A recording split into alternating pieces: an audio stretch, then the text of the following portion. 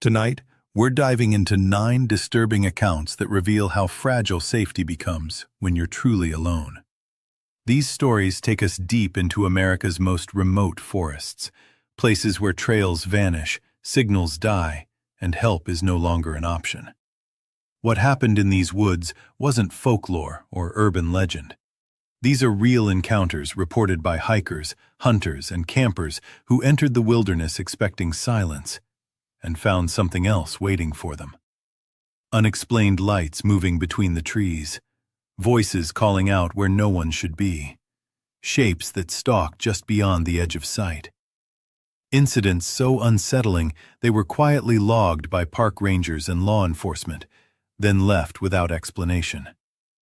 Every story you're about to hear has been carefully reconstructed from first-hand statements, official reports, and recorded incident logs. Names and identifying details have been altered for privacy, but the events themselves remain exactly as they were experienced. If this is your first time here, consider subscribing to RealFear Files for true horror stories drawn from real events, unexplained encounters, and the darkest corners of the unknown. Turn on notifications, because these are the stories that remind us why the wilderness is never truly empty. Mason didn't really get what alone meant until the last hint of road noise vanished behind him. He parked his beat-up pickup at the dead end of a skinny fire road slicing through the national forest. He killed the engine and stepped out, and the quiet hit him like pressure in his skull. No cars, no distant engines, no city buzz, just wind sliding through pine needles and the slow, tired groan of trees rubbing together somewhere deeper in the woods. That silence was the whole point. He'd told people he needed a weekend to reset, clear his head. That was the clean version. The real reason was uglier. A breakup that chewed him up. A job that never shut up. Endless screens, endless opinions, always feeling watched, ranked, judged. Out here, none of that mattered. No bars, no signal, no audience. Just him, a bargain bin tent, a sleeping bag that smelled faintly like mildew, a camp stove, and a flat patch of dirt about half a mile off the road. By the time he finished setting up, the sun was already bleeding out behind the trees. Gold faded to bruised purple above him, shadows stretching long and crooked across the forest floor. He snapped dead branches for a small fire, boiled water, and dumped instant noodles into a dented cup. The flames flickered low and lazy. Pine and damp earth filled the air. For the first time in months, his chest loosened. His breathing slowed. He felt almost human again. Night didn't ease in. It slammed down. Stars punched through gaps in the canopy, scattered and sharp. Everywhere else was pure black. The firelight carved out a tiny island, and beyond it, the woods swallowed everything. His eyes couldn't push more than a few feet past the edge before shapes melted into nothing. He ate, listening. Bugs chirped. Something small rustled in the brush. A bird shifted overhead. Normal sounds. Harmless sounds. He kept repeating that in his head. When he finished, he nudged the fire, tossed on a couple more sticks, and leaned against his pack. Embers popped and floated up before dying. His phone sat face down beside him, useless without service. Out here, every noise felt loud. The clink of his cup. The rasp of his jacket, the crunch when he shifted his boots. That's why he caught the other thing immediately. At first he thought it was a trick of the fire, a coal flaring weird. Then it moved. A tiny point of light glowed between the trees, low to the ground. Too steady to be a spark. It flickered, but not wild. More like a slow, calm pulse. Pale yellow. Soft, like a lantern seen through fog. Mason leaned forward, squinting.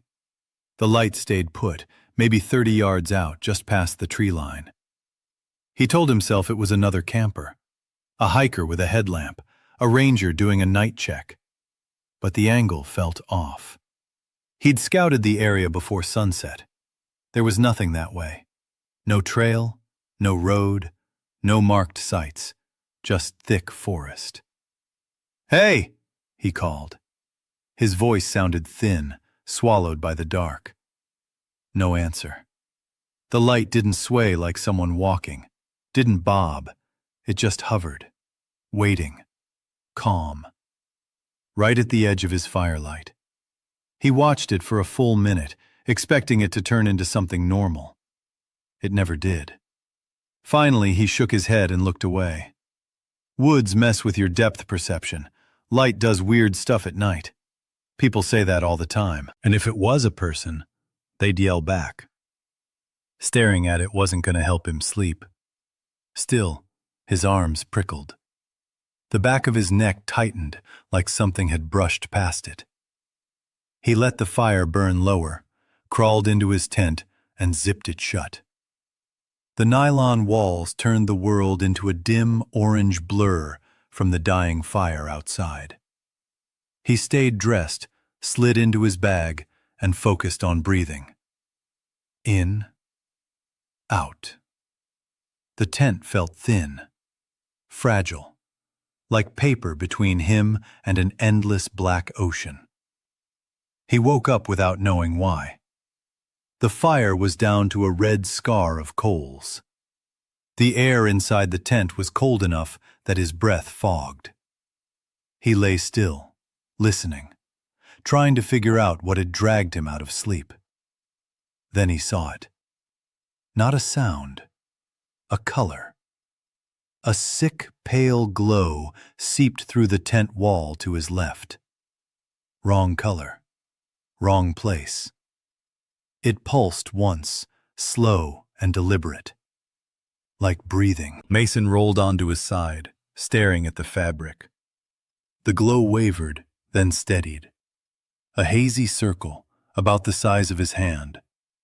Outside. Low. Moving. His mouth went dry. He eased the zipper down an inch and pressed his eye to the gap. Darkness pressed back. For a few seconds, all he saw were shadows and the weak ember glow of the fire pit. Then the light slid into view. It floated between two trees near the clearing. Closer now. Way closer. About 3 feet off the ground, bright enough to paint the bark behind it in pale lines. No lantern, no casing, no person. Just a dull yellow sphere hanging in open air. Like someone yanked a flame out of a lantern and told it to stay. "Hey," he said, louder. "Who's there?" The glow flared for half a second. Then it tilted. Not swinging, not drifting, turning. Like something had cocked its head. Every muscle in his body locked up. That's when it hit him. He'd been thinking of it as a thing, an object. But that movement felt aware. He unzipped the tent the rest of the way and stepped out. Cold air bit his face. His breath came out in thick clouds. He snatched his flashlight and aimed it straight at the glow. The beam lit trees, dirt, the fire ring, everything except the sphere. Where the light passed over it, the glow dimmed but never vanished. Like the beam couldn't stick, sliding off and lighting the space around it instead. "All right," Mason muttered, forcing a laugh. "Real funny." That's when another light blinked on to his right. Then another, higher in the branches. Then one behind him. In seconds, 6 of them hung around the clearing, all at different heights. None moved like people. They glided, slowed, stopped too smoothly. His heart hammered. He turned slowly, trying to track them all. Every time he faced one, another slipped just out of his side vision. They weren't random. They were closing a ring. The woods went dead quiet. No bugs, no wind, just the faint crackle of coals and his own breathing. He aimed the flashlight at the closest glow and stepped forward. 10 steps. 8. 5. At 3, there should have been something. A wire, a person, anything. There was nothing. Just empty air and pine needles. The glow floated there, weightless. His flashlight died. Blackness crashed in all at once. The only light left came from the hovering orbs, burning brighter now, twisting shadows across the trees. In that warped glow, he saw his own hand, colorless, veins showing, like it didn't belong to him. Then the whispering started. The whispers came from everywhere. Behind him, above him, right at his ear. At first it wasn't language, just a low, layered murmur, like a crowd breathing together behind thin walls. The sound crawled over his skin. It felt intimate, invasive, like something rooting through his head. Then pieces started to form. Not full words. Fragments. His name bent out of shape. Old phrases he hadn't thought about in years, half-remembered thoughts thrown back at him in the wrong rhythm, the wrong voice. Mason staggered backward until his shoulder slammed into the rough bark of a tree. Pain shot down his arm, sharp and grounding, but it didn't help. The lights drifted closer by inches, holding their invisible circle just beyond the clearing. None crossed it, but every time he blinked, they felt closer, leaning in. "Stop," he said, his voice cracking. "Just stop. Please." The whispering surged, swelling like a wave about to break, then dropped into a sudden, razor-edged silence. One of the lights snapped upward. It hovered at about eye level, right where a person's face would be if someone stood just beyond the trees. It tilted again, that same deliberate motion, studying him. That was it. Mason didn't remember deciding to run. 1 second he was pinned against the tree, heart trying to punch out of his chest. The next, he was sprinting toward his tent, boots sliding on pine needles, lungs burning. The lights didn't chase him. They didn't retreat either. They stayed where they were, watching. He dove into the tent, yanked the zipper closed, and tore through his pack with shaking hands. His fingers closed around his car keys, smooth plastic biting into his palm. Relief hit him so hard it almost hurt. Outside, the thin tent walls began to glow. Several lights moved together, their halos overlapping on the nylon. Shadows warped and slid across the fabric, tall and wrong, like something pacing inches away. The whispering came back, quieter now, softer, almost soothing, like a lullaby played backward. He forced air into his lungs. In, out, in, out. The truck was only half a mile away, straight shot. He'd walked it earlier in daylight. He had a headlamp in his pack, a backup flashlight in the truck. There was no reason to stay. He ripped the zipper open and burst into the clearing. Every light flared at once. For a split second, the world turned white gold, blinding.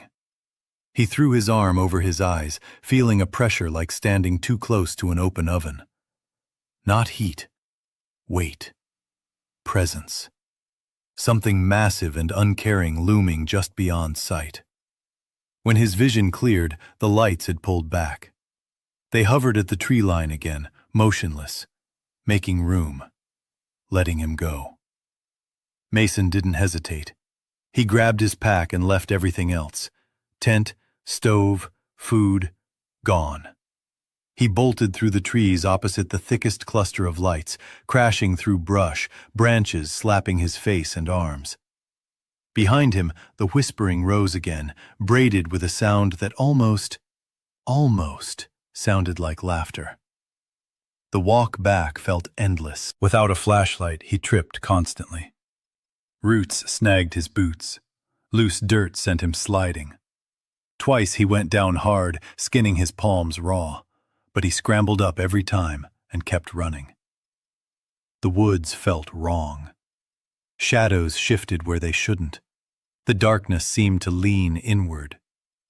Every time he risked a look over his shoulder, he saw them.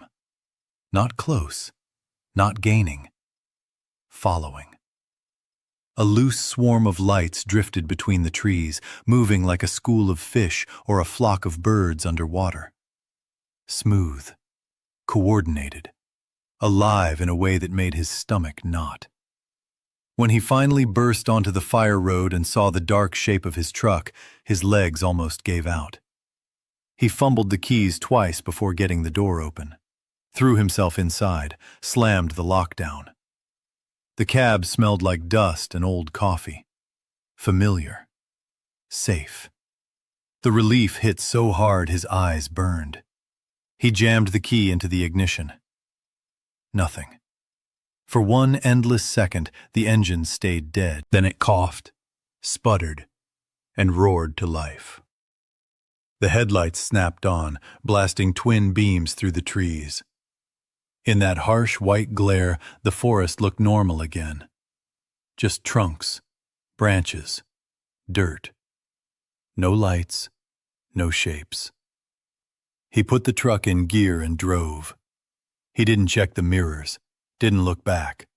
He kept his eyes locked on the narrow strip of road until the fire road spat him out onto the highway, lined with reflectors and the distant glow of town. Only then did he glance in the mirror. At the edge of the road, where the forest swallowed the dark again, the lights hovered. Small, steady, just beyond where his headlights reached. Watching. One by one, they dimmed and vanished. Mason didn't sleep when he got home. He left his gear in the truck, walked straight into his apartment, sat at the kitchen table until dawn, blinds open, staring at the pale sky creeping in. His hands shook when he tried to drink water. Every passing car sent a stripe of light across the walls, and his heart jumped every time. Later, once the panic dulled enough for thoughts to form, he tried to explain it away. Maybe other campers, lanterns, drones. Maybe his brain finally snapped under stress and silence. But deep down, he knew that wasn't the worst part. What scared him most wasn't that the lights made no sense. It was the feeling behind them. They hadn't been angry. They hadn't been hostile. They'd been curious. The same way people lean over an aquarium, tapping the glass, watching smaller things scatter in confusion. Riley thought she understood silence. She was wrong. She learned the truth her first night alone in the cabin. The place belonged to her older brother, Ethan. He'd bought it 2 years earlier and liked to call it his creative retreat, which was just a nicer way of saying middle of nowhere. The cabin sat about 20 minutes from the nearest town, buried in a pocket of thick forest. No neighbors, no lights. The driveway was so torn up with ruts and mud that it took her forever just to crawl up to the porch without bottoming out. Ethan was overseas for 3 weeks on business and needed someone to watch his German shepherd, Rex. The dog hated kennels, wouldn't eat, wouldn't sleep. So he asked Riley. She said yes without hesitation. The timing felt right. Too right. She was between jobs, between relationships, burned out on doom scrolling and fake conversations. Even opening social media felt like work. A few weeks in the woods with books, quiet, and a solid dog sounded like exactly what she needed. The first couple days were easy. She slipped into a rhythm without trying. Coffee on the porch in the mornings. Long walks with Rex along the old logging trails that cut through the property. Afternoons curled up in the massive armchair by the front window, reading until the light shifted. The cabin itself was small but solid. Wide plank floors. A wood stove that clicked and sighed as it cooled. Thick walls that dulled outside noise until the forest felt far away, like it was being held back by the structure itself. Rex followed her everywhere. Calm, watchful, always alert, but never jumpy. That changed on the third night. Riley was halfway through a chapter when Rex lifted her head from the rug near the stove. Her ears snapped forward, sharp and focused. That locked-in predator look. She paused, listening. Nothing stood out. Just the usual night sounds. Wind through branches, a faint creak somewhere deep in the woods. "What is it?" Riley asked quietly. Rex stood up and walked to the front door. She stopped inches from it and stared. No tail wag, no growl, no bark. Just rigid stillness, like she could see straight through the wood. After a long moment, Rex huffed once and walked back to the rug. But she didn't lie down. She sat upright, ears forward, eyes fixed on the door. A cold prickle crawled up Riley's spine. She grabbed the heavy flashlight Ethan kept by the entrance and stepped onto the porch. The night air was damp and cold, thick with pine and wet dirt. She swept the beam across the clearing. Trees, shadows, the faint shine of the shed roof in the distance. Nothing moved. After another minute, she went back inside and locked the door. The next morning, she remembered the trail cameras. Ethan had mentioned them before leaving. 4 weatherproof cameras mounted to trees around the property to catch wildlife. He used the footage for painting references: deer, foxes, sometimes a bear or coyote if he got lucky. They were motion-activated and recorded short clips with sound. He'd shown her how to pull the SD cards and check them on his laptop. "You should look while you're there," he'd said. "Might catch something cool." She hadn't planned to bother, but Rex's behavior stuck with her. She pulled on her boots, clipped a leash to Rex's collar, and walked the perimeter, collecting the cards. In daylight, the forest felt harmless. Birds chirped. Sunlight filtered through leaves. Everything looked normal again. Back inside, she popped the first SD card into the laptop. Most of the clips were junk. Branches shaking in the wind, a squirrel sprinting past the lens, a raccoon sniffing at a tree trunk. She clicked through fast, barely watching. Then she saw the timestamp, 3:14 a.m. The camera facing the back of the cabin. She hit play. The footage was grainy, washed out in infrared. For a few seconds, nothing happened. Then someone stepped into frame from the left. Riley froze. It was her. Same height, same build, same oversized flannel and sweatpants she wore to bed. Bare feet moving slow and careful over roots and fallen branches. Her head was tilted slightly, like she was listening. Her arms hung loose at her sides. She walked straight toward the tree line with calm, steady purpose. No hesitation, no confusion. Like she knew exactly where she was headed. 10 seconds later, she disappeared into the trees. Riley replayed it. Then again. Her pulse climbed with each viewing. She checked the other cameras. The one near the driveway showed her passing through at 3:11 a.m., heading toward the back of the property. The side yard camera caught her stepping off the porch at 3:09 a.m., moving slow but steady. Not stumbling, not groggy. Directed. The worst clip came from the camera mounted near the front door. Timestamp, 3:06 a.m. It showed her unlocking the door from the inside. She stepped onto the porch and stopped. For nearly 20 seconds, she stood completely still. Head cocked, listening. Then she turned toward the camera, toward the lens, and she smiled. Riley slammed the laptop shut. That smile wasn't hers. It was too wide, too deliberate. The corners of her mouth pulled up like something was testing how a human expression worked. Her eyes reflected the infrared light, flat and unblinking.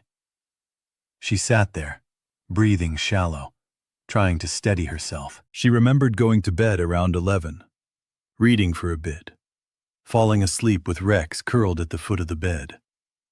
She didn't wake until her alarm at 7.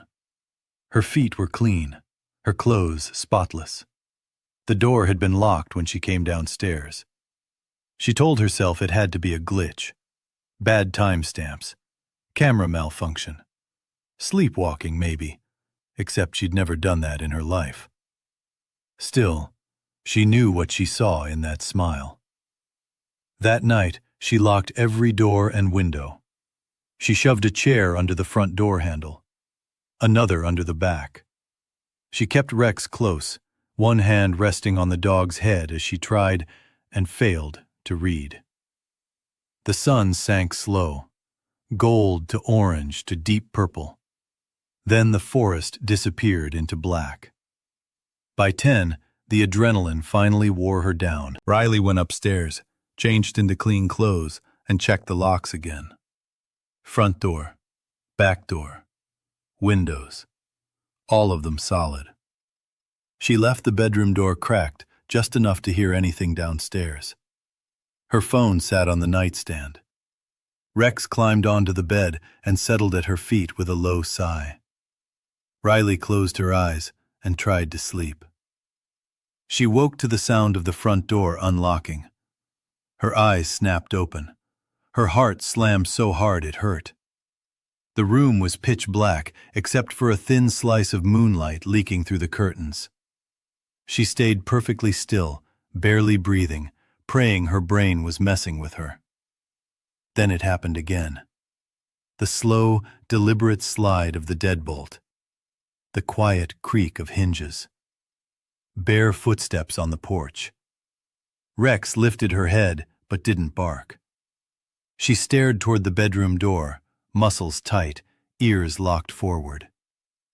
Riley forced herself up. Every movement felt loud. She grabbed her phone and crept to the top of the stairs. The house below was a pit of shadows. She could just make out the front door. It was open. Someone stood in the doorway. No, something. It had her shape, her height, her build, the same oversized shirt hanging off its frame. It stood perfectly still, backlit by the porch light Ethan had left on a timer. The head tilted slowly to one side, then the other, like stretching after a long sleep. Then it spoke. Riley.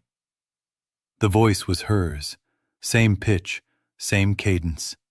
The soft tone she used when calling Rex inside after a walk. Come on, Riley, it said gently. It's time to go. Her throat locked. Her lungs refused to work. The thing turned slightly, like it was glancing back toward the trees. Then it stepped off the porch and vanished into the dark. Seconds passed. Then the voice drifted back in through the open door, fainter now. Riley, please, I'm waiting. Her body moved before her brain caught up. She stumbled backward, nearly tripping over Rex, and slammed the bedroom door shut. It took 3 tries to get the lock to turn. She slid down against the wood, phone clutched in shaking hands. Downstairs, the front door creaked again. Footsteps crossed the threshold, slow, bare, measured. The voice came again, closer now, right at the base of the stairs. Riley, why are you hiding? You came down before. You always come down.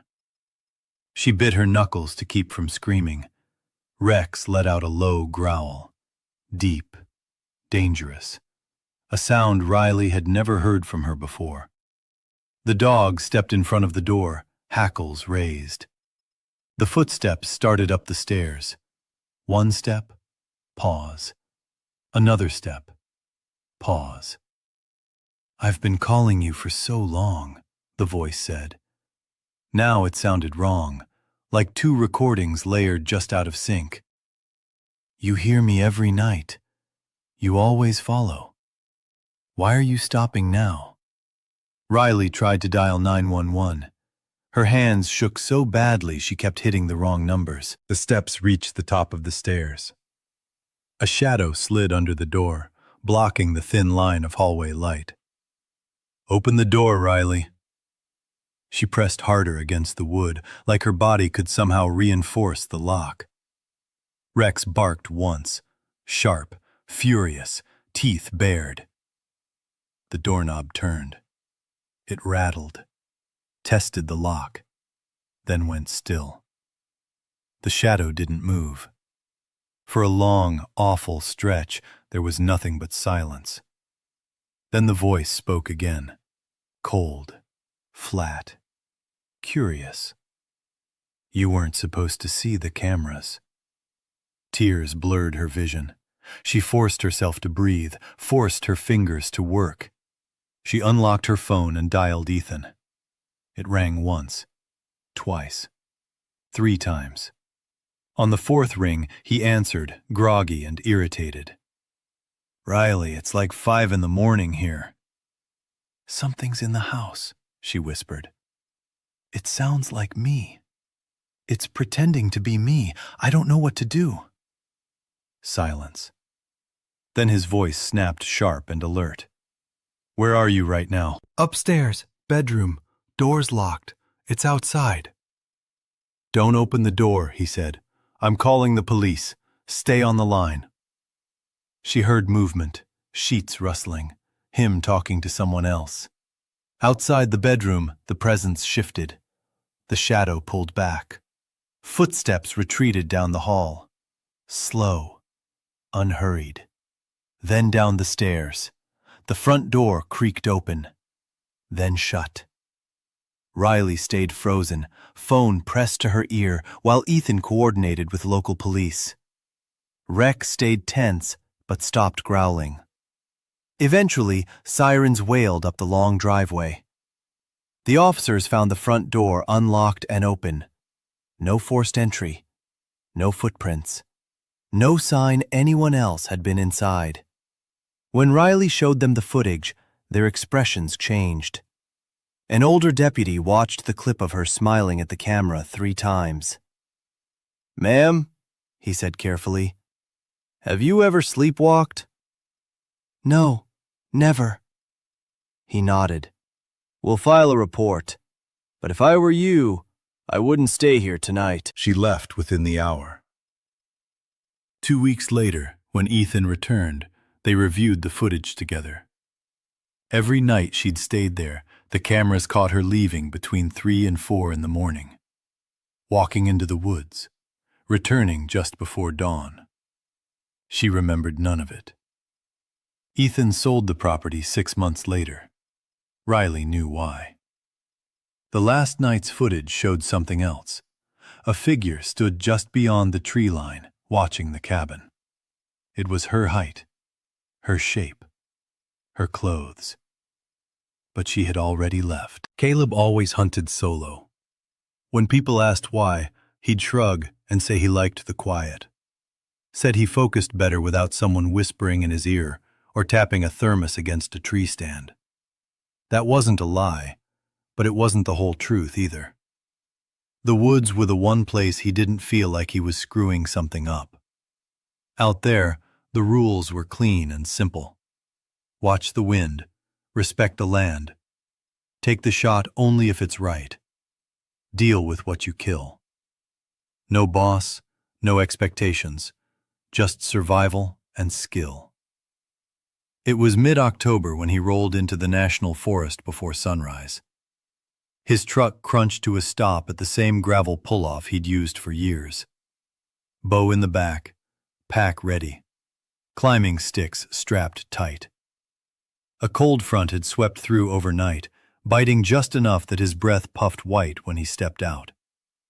The eastern sky was barely lightening, the world stuck in that uneasy gray before morning commits. He shouldered his pack and started the mile-long hike toward a ridge he'd scouted the week before. The forest was awake but restrained. One owl hooted far off. Something small snapped a twig nearby and disappeared into brush. Those sounds calmed him. Honest noise. Animals being animals. No engines, no phones, no voices. It took about 45 minutes to reach the area he wanted. Long, rolling slopes cut by an old logging road, mostly swallowed by weeds and saplings now. Deer liked moving through places like that. Low effort, easy travel. Caleb slowed down, scanning the ground. Tracks, droppings, fresh rubs on young trees. The woods always told a story if you knew how to read it. That's when he noticed the stand. At first, it didn't register. Just a darker shape tangled up in the branches. Something that didn't belong. He stepped back and squinted. There it was. A platform stand, maybe 20 feet up an oak, tucked perfectly into a fork where two thick limbs split. No shiny metal, no bright straps. Whoever put it there knew exactly how to hide it. Caleb frowned. This section of forest had strict rules. Stands had to be tagged, name, permit number, no permanent setups, no stands too close to the old road. This one looked settled, weathered, like it had been there a long time. He almost walked away. Running into someone else's spot wasn't illegal, and most serious hunters respected boundaries. But something about it gnawed at him. The stand wasn't aimed at the obvious game trail. It faced into thick brush where visibility sucked. Worse, it seemed angled toward the logging road itself, like it was watching people, not deer. He told himself he just wanted to check for a tag, make sure he wasn't setting up too close. A clean excuse. He pulled the climbing sticks from his pack and went up the trunk, muscle memory guiding every move. Slow, quiet, efficient. When he reached the platform, he paused and took it in. It was bigger than most, custom built, padded seat, safety rail. A camo tarp rolled up overhead, ready to drop if weather turned bad. A hook for a pack. And on the floor, tucked near the trunk, sat a green duffel bag. No tag, no markings, no name. Caleb swung onto the platform and tested his weight. Solid. Whoever built this didn't cut corners. He crouched and stared at the bag. The smart move was to leave it alone. Messing with someone else's gear could look real bad if a ranger came by. But that pressure in his chest grew heavier, like the air before a storm breaks. He unzipped the bag. Inside were normal things at first. Binoculars, rangefinder, thermos, gloves, folded poncho. Then, beneath all that, wrapped in a thin grocery bag, he found the thing that dried his mouth instantly. A DSLR camera. High-end. Long lens attached. Masking tape was stuck to the body. A date written in black marker. Last week. He turned it on. Battery nearly full. Caleb scrolled. The first shots were boring. Trees, clearings, empty stretches of the logging road at different times of day. Nothing alarming. Then the subject changed. A man, early 30s maybe, hiking up the road. Backpack slung over his shoulders. Head down. The photo was clean, well framed, crisp focus. The next photo zoomed closer, then closer. Face. Backpack brand. A tight shot of the guy's hand gripping a trekking pole. Calloused skin clear as day. Caleb's stomach tightened. Next set. A woman jogging alone. Earbuds in. Ponytail frozen mid-swing. She looked relaxed, unaware. The angle made it clear. These were taken from above. From this stand. Every series followed the same pattern. A lone person. Wide shot. Then tighter. And tighter. Like someone studying prey. Some angles shifted entirely.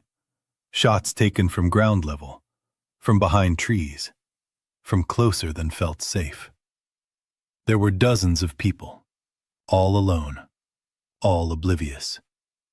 Cold crawled down Caleb's spine. Near the end of the card, the photos got sloppy, blurry, crooked.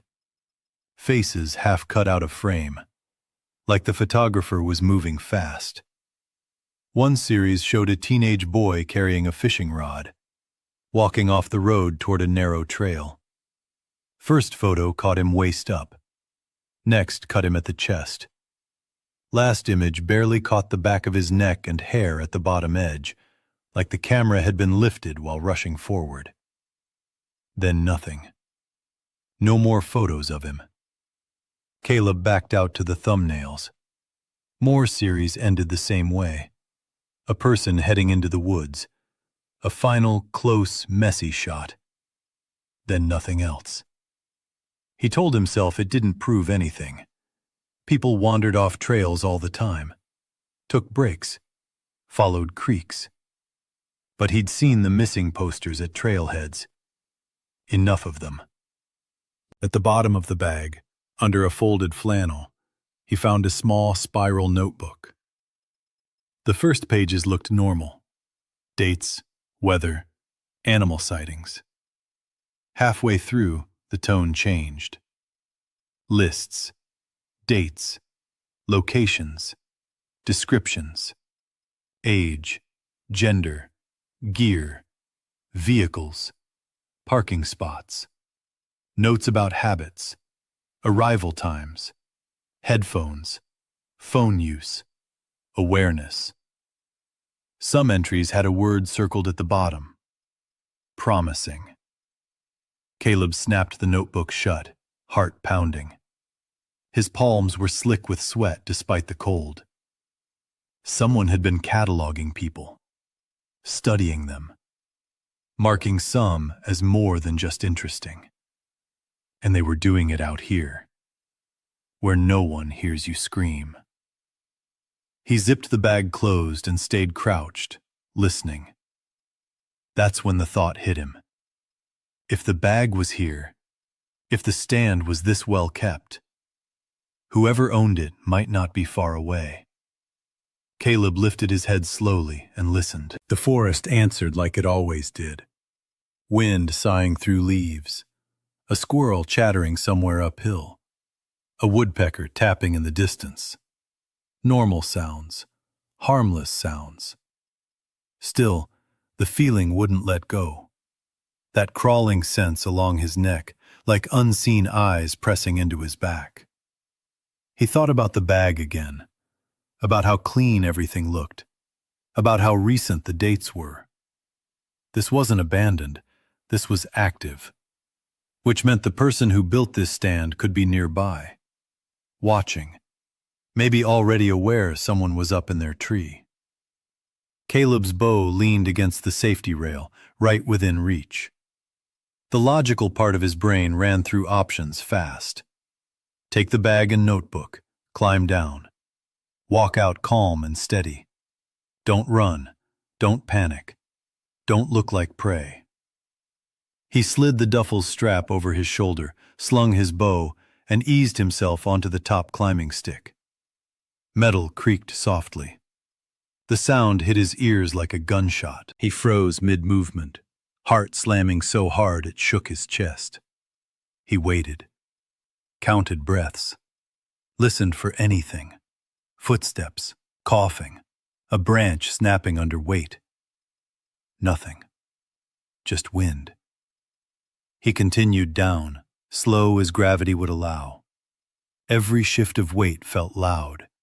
Every touch of metal against bark made his skin crawl. When his boots finally met the forest floor, his knees almost buckled. He stood there, still as stone, forcing himself to breathe quietly. That's when the birds went off. A blue jay screamed to his left, sharp and furious. Another answered farther away. Alarm calls, the kind animals make when something doesn't belong. Caleb didn't wait to figure out what spooked them. He started moving. He didn't head straight back to the truck. Instead, he angled wide, using dips in the land, thicker brush, anything that could break a clean line of sight. Every few yards, he adjusted his path just slightly, enough that anyone tracking him visually would have to keep shifting too. The duffel dragged heavy on his shoulder now. It didn't feel like gear anymore, it felt like evidence, like a target. Once, he glanced back. At first, he saw nothing. Then, uphill near the oak, something moved. A figure stood near the tree with the stand, half hidden by branches, too far away to make out details. No face, no clothes, just a human shape. Something glinted near their hands. Binoculars, or a scope. The figure didn't wave, didn't shout, didn't move closer. They just watched. Caleb looked away and never checked again. When the trees finally thinned and his truck came into view at the gravel pull-off, relief hit him so hard he nearly stumbled. He unlocked the door, tossed the duffel onto the passenger seat, and climbed in. For a moment, he just sat there, hands locked tight around the steering wheel, engine ticking softly, leaves rustling outside. Then he started the truck and pulled away. He didn't floor it, didn't want attention. Tires hummed steady over cracked asphalt as he drove out. The forest on both sides felt closer than before, leaning in, like it was listening. He checked the rearview mirror more than the road. No one followed. At the ranger station near the forest edge, Caleb pulled in without hesitation. Inside, the duty ranger looked up, already annoyed, until he saw Caleb's face. Caleb laid the notebook and camera on the counter and told him everything, start to finish. No guessing, no exaggeration. The ranger flipped through the pages. His jaw tightened. He scrolled through the photos, slower now. When he reached the later images, he stopped breathing. "I need you to sit tight," the ranger said quietly. "And when the sheriff gets here, you tell it exactly the same way. Understand?" Caleb nodded. His mouth was bone dry. In the weeks that followed, bits and pieces surfaced. News blurbs, rumors, quiet talk at gas stations and diners near the forest. Authorities investigating suspicious activity. Old missing persons cases getting a fresh look. Hikers, runners, teenagers. People who went into the woods alone and never came back. No arrest was announced right away. No clean ending. No headline resolution. What stuck with Caleb wasn't the official language or press statements. It was the memory of standing in that tree stand, scrolling through faces. Real people, caught in moments of trust and distraction, realizing someone had been watching them the way hunters watch deer. Patient, silent, studying patterns. And the thought that if he'd picked a different ridge that morning, if he'd followed a different trail, he might never have seen that stand at all. Which meant it could still be out there, waiting. Maya had logged enough miles in the backcountry to know the woods didn't pull cheap surprises anymore. She grew up reading trail signs like street names, spent her college weekends guiding nervous first-timers, and by her late 20s, solo backpacking was her version of therapy. Quiet, repetitive, clean. The rules lived in her bones. Tell someone your route. Carry backups for your backups. Respect weather like it's alive. And never, ever wander off trail just because curiosity taps you on the shoulder. That last rule sat heavy in her head as she unfolded her topo map across her knees, perched on a mossy log. Her finger traced the thin red loop she planned to hike over 3 days. Late summer sunlight filtered through fir and cedar, turning the air green and warm. Somewhere close, water burbled under rocks. Her GPS, clipped to her shoulder strap, matched the map perfectly.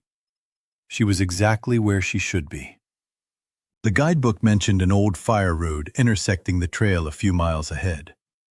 Overgrown, forgotten. Nothing else. No shelters, no ranger cabins, no structures of any kind. So when she rounded a bend 2 hours later and saw a cabin, her feet locked up. It sat in a shallow dip about 50 yards off the trail, half hidden by young spruce. Not a ruin, not some collapsed relic. The roof was intact, shingles dark but solid. The logs were weathered gray, edges still sharp. A short porch faced the trees, and in one grimy front window, a soft yellow light glowed. Maya blinked and checked her map again. Nothing. She zoomed in on her GPS. Just green. Trail line. Creek. No symbol. No mark. Battery fine. Signal strong. Well, that's not right, she muttered. Her first thought was private land, maybe unmarked. But there were no fences, no signs, no power lines. The light wasn't flickering like a candle, but it wasn't harsh either. Too warm for LEDs. Maybe a lantern. Maybe a battery setup. She stood there longer than she meant to, arguing with herself. The smart move was obvious. Keep walking. Daylight burns faster than it feels. But the cabin tugged at her curiosity like a hook under the skin. She'd heard of unofficial shelters, old trapper cabins, emergency shacks hikers used when weather turned ugly. Quick look, she decided. From the porch, that's it. She stepped off the trail. The ground changed instantly. Packed dirt gave way to soft needles and damp leaves. Her boots sank slightly with every step. The air cooled, shadows thickening as the trees closed in. She kept glancing back to lock the trail's position in her mind. Halfway there, the forest shut up. Not all at once. Just faded. Birds gone, bugs quiet, like someone slowly turning down a volume knob. The only sounds left were her boots and the soft scrape of pack straps shifting on her shoulders. She stopped. The trail was still visible. Same trees, same slope. Still, something felt wrong. "Relax," she whispered, forcing a laugh that sounded too loud. "You're 30 feet off a trail, not stepping into a horror movie." The cabin waited ahead, patient. Close now. Up close, it looked lived in. The porch was swept clean. No debris, no rot. A single rocking chair sat near the door, sturdy. A coil of rope hung from a metal hook, barely frayed. Through the dirty window, she could see shapes. A table, shelves, maybe a coat on a peg. She climbed the steps carefully. Solid. At the top, she hugged the wall and leaned toward the window. The light came from a lamp, shade slightly crooked. No movement. "Hello?" she called, voice polite, apologetic. "Anyone home?" Nothing. "I'm just passing through," she added. "Didn't see this on the map." Silence pressed back. For a second, her brain threw out a stupid idea. Some kind of staged experience. A prank. She killed it immediately. No roads, no access, no cameras, no fake props. If anything, the normalcy of the place crawled under her skin. Her eyes dropped to the doorknob. Plain brass, tarnished. A length of twine tied at the base, frayed like it once held a key. It swayed gently, tapping the wood, though there was no breeze. She should leave. Every safety lecture she'd ever given screamed it. But another thought crept in. What if there was a logbook? Ranger notes, emergency supplies. Her hand closed around the knob before she finished deciding. It turned easily. The door opened smooth and quiet. Cool air brushed her face. Dry, dusty, old wood. And something sharper beneath it. Metal, chemical, clean. "Hello?" she called again, stepping just inside. The cabin was one large room. A lamp glowed on a table, wired to a small battery pack. Shelves along the far wall held canned food, water jugs, rolled blankets. A narrow cot sat opposite, made neatly with a clean sheet and folded wool blanket. No cobwebs, no droppings, no decay. Someone used this place, and yet it was stripped of personality. No photos, no clutter. The coat she'd seen was generic, dark, zipped, hanging straight. She was backing out when she noticed the papers on the table. A small stack held down by a smooth river stone. Against her better judgment, she stepped closer. The top page held a pencil drawing. The cabin, trees, viewed from above. Precise, careful. The next page showed the cabin from another angle. This time, a tiny figure stood on the porch mid-step. Maya's throat tightened as she turned the third page. It was her. Same pack, same hat, same loose braid over her shoulder. One foot lifted mid-stride. Head tilted exactly how she held it when checking her GPS. Even the slight twist in her right pinky from an old break was there. At the bottom, written neatly, was today's date. Her skin went ice cold. She flipped the next page with clumsy fingers. Another drawing of her. Closer. The last page was unfinished. Just her shoulders, the top of her head. Pencil strokes fading, like the artist had stopped suddenly. Behind her, a floorboard creaked. Not beneath her feet. Behind her. She didn't turn right away. For a stretched, brittle second, she stared at the sketch, every heartbeat slamming into her ribs. The cabin no longer felt odd. It felt hungry. Slowly, she turned. The doorway was empty. Porch beyond. Trees beyond that. Still, the feeling of being watched hung heavy, sour, like a thick fog.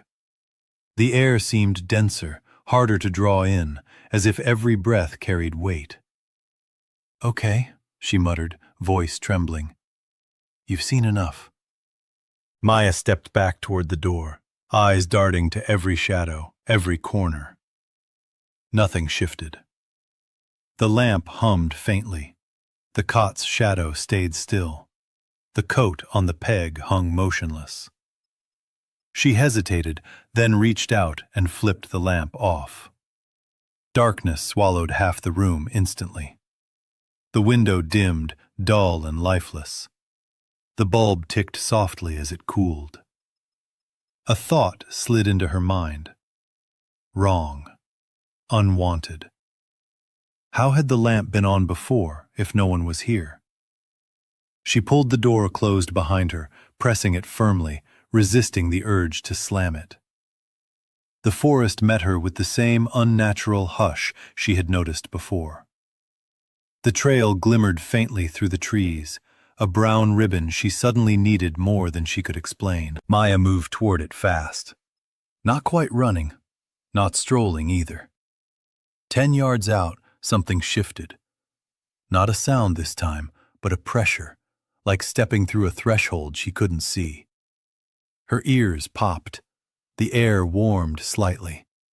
Birds returned, picking up their songs as if they'd been paused. She stepped onto the trail, turned back once. The cabin sat quietly, a dull gray blot against green. The window she had watched no longer glowed. No shadows, no signs of movement. She stared, waiting for something, anything to happen. Nothing. She pulled out her phone. No service, of course. Still, she opened the compass app. It spun wildly for a second, then locked. North pointed straight down the trail, exactly as her map had indicated. Maya exhaled, folding the map. She started walking. That night, miles away at her designated campsite, she unrolled her sleeping bag and realized what had unsettled her the most.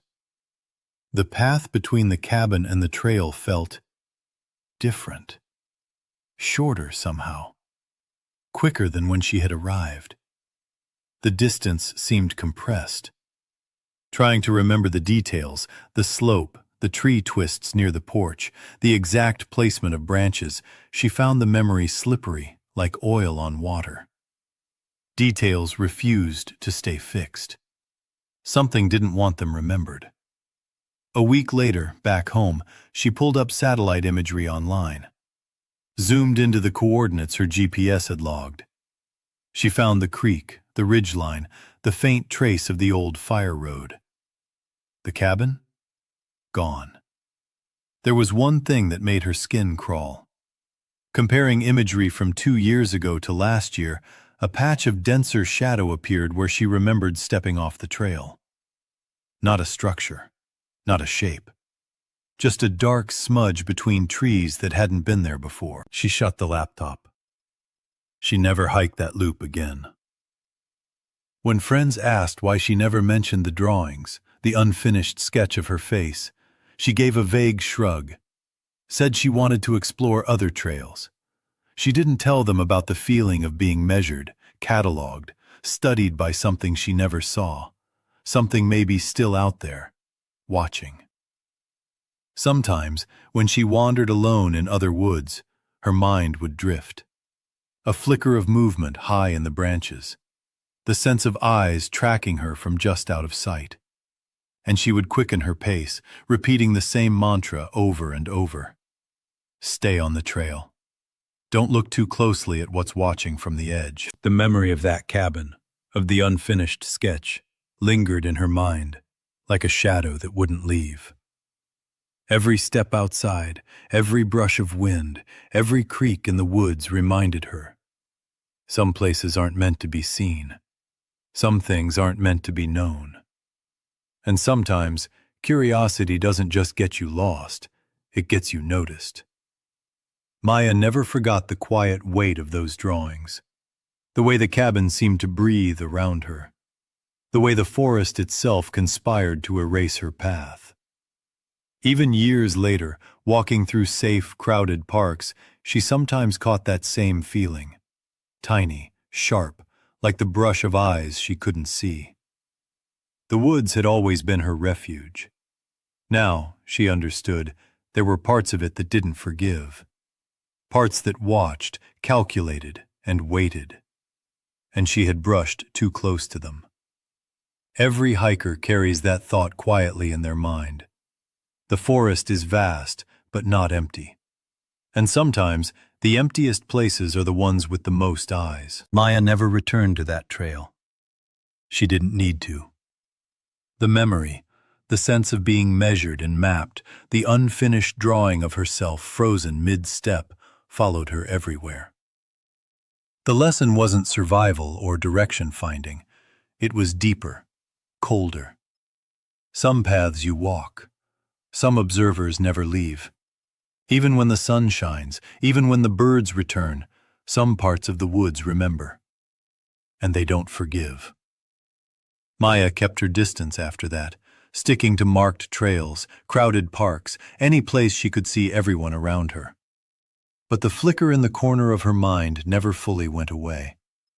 She never looked back, never traced the steps in her memory. She didn't need to. She could still feel it, the quiet, impossible awareness just beyond the tree line, tracking, noting, waiting. And she would always obey the same rule. Stay on the trail. Don't look too closely at what's watching. Even now, years later, she sometimes dreams of that cabin. The light in the window, the sketches, the weight behind the door. And every time, she wakes up with her heart racing, listening for footsteps that aren't there. Somewhere out there, the forest remembers. And Maya knows, somehow, in ways she will never explain, it knows she remembers too. Derek liked telling people night fishing was peaceful. Truth was, he got off on the little jolt of fear it stirred in him. There was something about backing his beat-up truck down a narrow, gravel-choked access road until the last glimmer of highway lights disappeared, cutting the engine and stepping into a darkness that felt older than anything humans had built. The lake he favored was at the end of a dead-end spur, black water stretching wide, bordered by pines that leaned in like spectators. No boats, no cabins. Just a rough turnaround and a faint path down to the jagged, rocky shore. He'd spotted it on a map years ago, then stumbled on it one late afternoon. Since then, it became his ritual.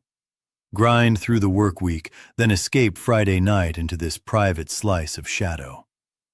A couple of rods, a cooler, a lantern, a few hours to rinse town life out of his head. That night, the air had that early autumn bite, sharp and clean. Cool, but not cruel.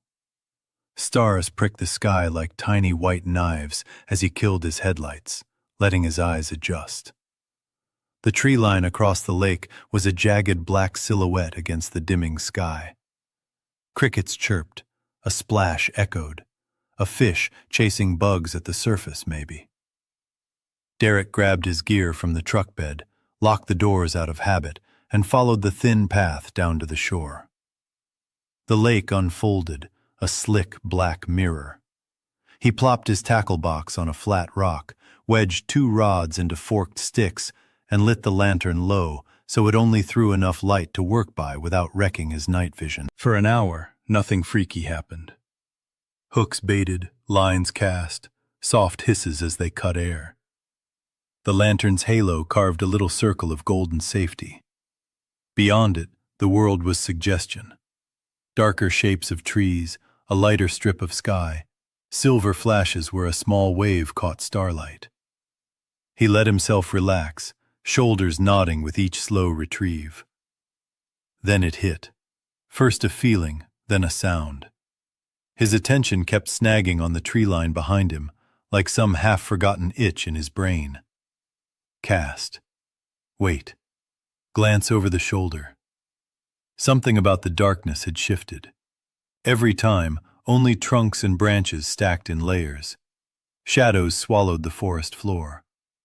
He told himself it was nothing, nerves, tricks, darkness. Then the footsteps came. Not from the water, from the woods.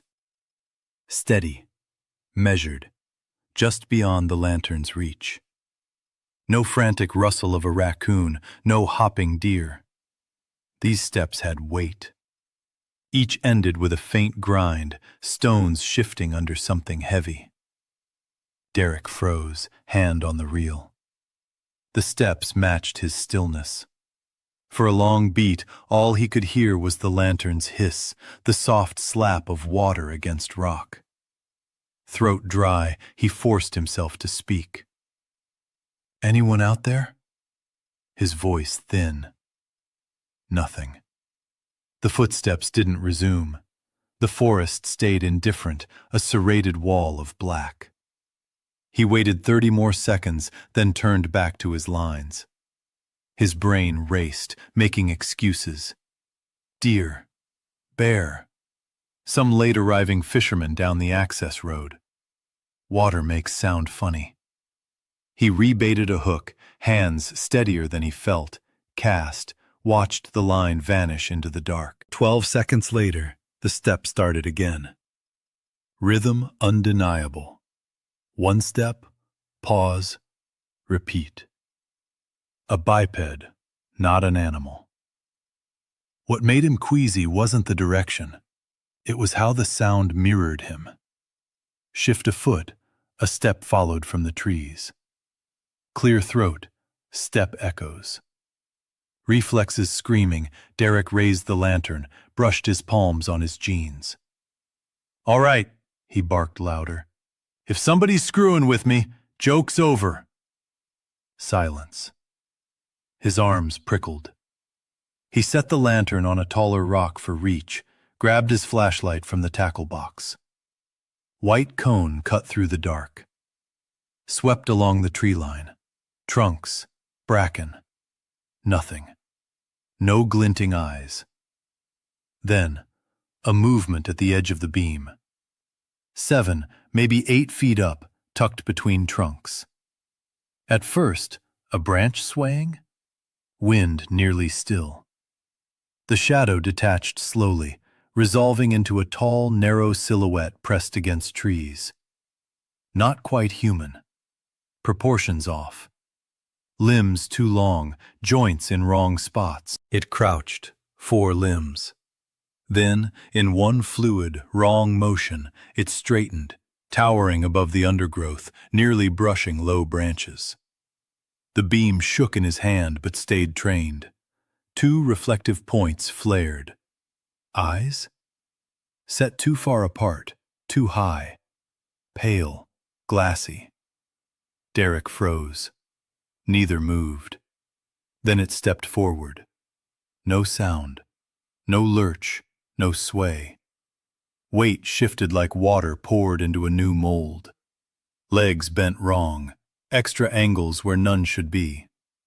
Fingers stretched once against bark, leaving smears like damp paint. Mouth dry, he realized he was backing up. Water cold through his boots. Stopping was smarter, running risked a snapped neck. He gripped the flashlight, aimed at the thing's head. Skin pale, stretched over a frame refusing to be man or beast. Reflective points narrowed, pupils constricting. No visible mouth. The air felt thick, heavy. "Get out of here!" The words burst out. Reflex, not command. Head tilted, slow, considering. It stepped sideways along the tree line, pacing him. Footsteps faint, heartbeat loud. Every time he shifted along the shore, it mirrored him, like a warped reflection. He swung the beam, hoping for fur, antlers, anything normal. Only long limbs, wrong angles, smooth, colorless upper body. Lantern flickered. Flame guttered as if in protest, but no wind touched him. Hand shot out, shielding it. Footsteps stopped. Silence total, watchful. Turned back, tree line empty. Dark trunks, nothing else. Pulse thundering. Part of him begged to call it imagination, shadows making monsters. But when the light fell on the ground, the soil, soft, recent rain, showed prints. Too long to be human, too narrow for bear. Distinct heel. Toes in wrong angles, extra joint where none should be. They tracked his path along the shore, then vanished into undergrowth. He reeled both lines with clumsy hands, shoved rods into their case. Lantern flared once, then he killed it. Darkness swallowed everything. Stars pricked the sky. Flashlight beam shaky, but alive. The climb back to the truck took 3 times longer than the walk down. Every few steps he froze, listening. A soft sliding sound, something brushing bark. Didn't turn. Focused on next patch, next, until the truck loomed through the trees. Fumbled keys, door open. Behind the wheel, one hand on flashlight, one shaking on ignition. Cab smelled like dust, bait, coffee, normal. Twisted the key, engine roared. Jumped, heart hammering. Didn't look back. Put truck in gear, gravel spitting, tires humming on county road. Only when trees thinned and town lights pricked the horizon did he unclench his jaw. Months later, at a bar, he told one person. Retired game warden. Man sipped beer, eyes narrowed. "Places we don't camp," he said. Not official. not on maps. Old notes passed down. Quiet stretches where animals vanish. That lake's on one of those lists. Derek never returned. At night, even in bed, headlights slicing his ceiling, he'd hold his breath, remembering those eyes, how it matched his steps like darkness had risen to walk alongside him. Out there, on forgotten shorelines, being alone doesn't mean you're unwatched. The next morning, Derek woke with the memory of the lake thick in his chest, like a weight pressing his ribs together. Coffee didn't help. Neither did shaking the images from his head, the long limbs, the wrong-angled joints, those pale, glassy eyes.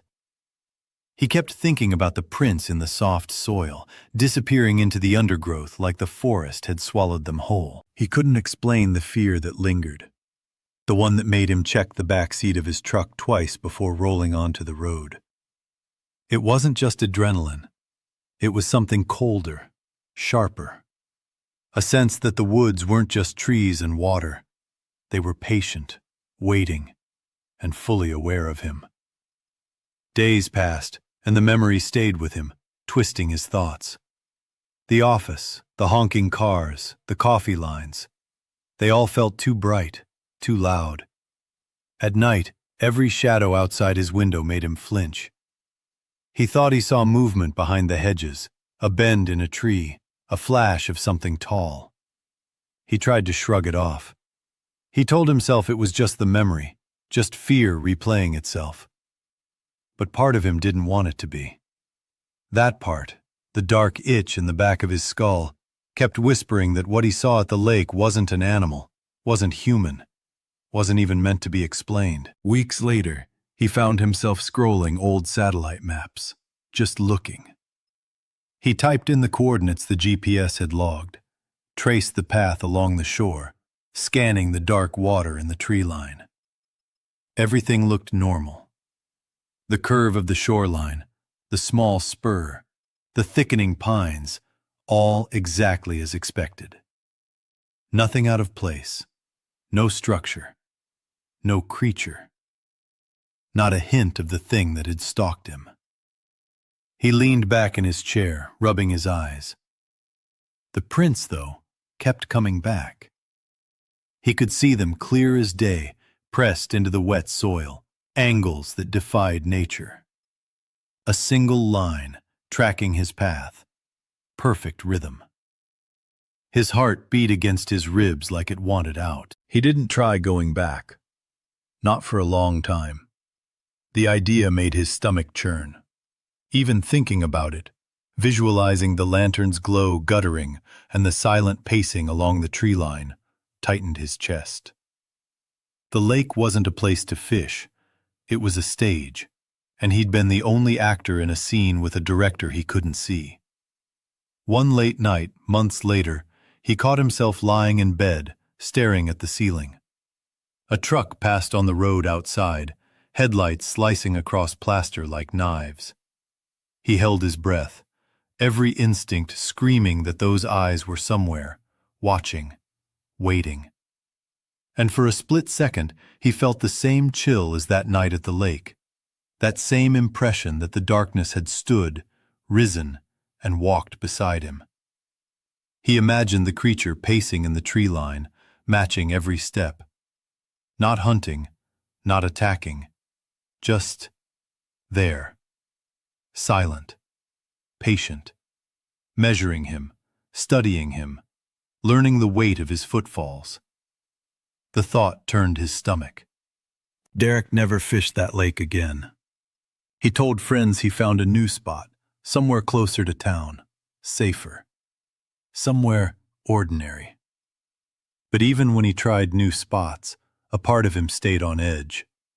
In quiet moments, he'd sense something in the brush, a shadow not meant to be, and he'd tighten his grip on the rod, his body coiled for action that could never arrive.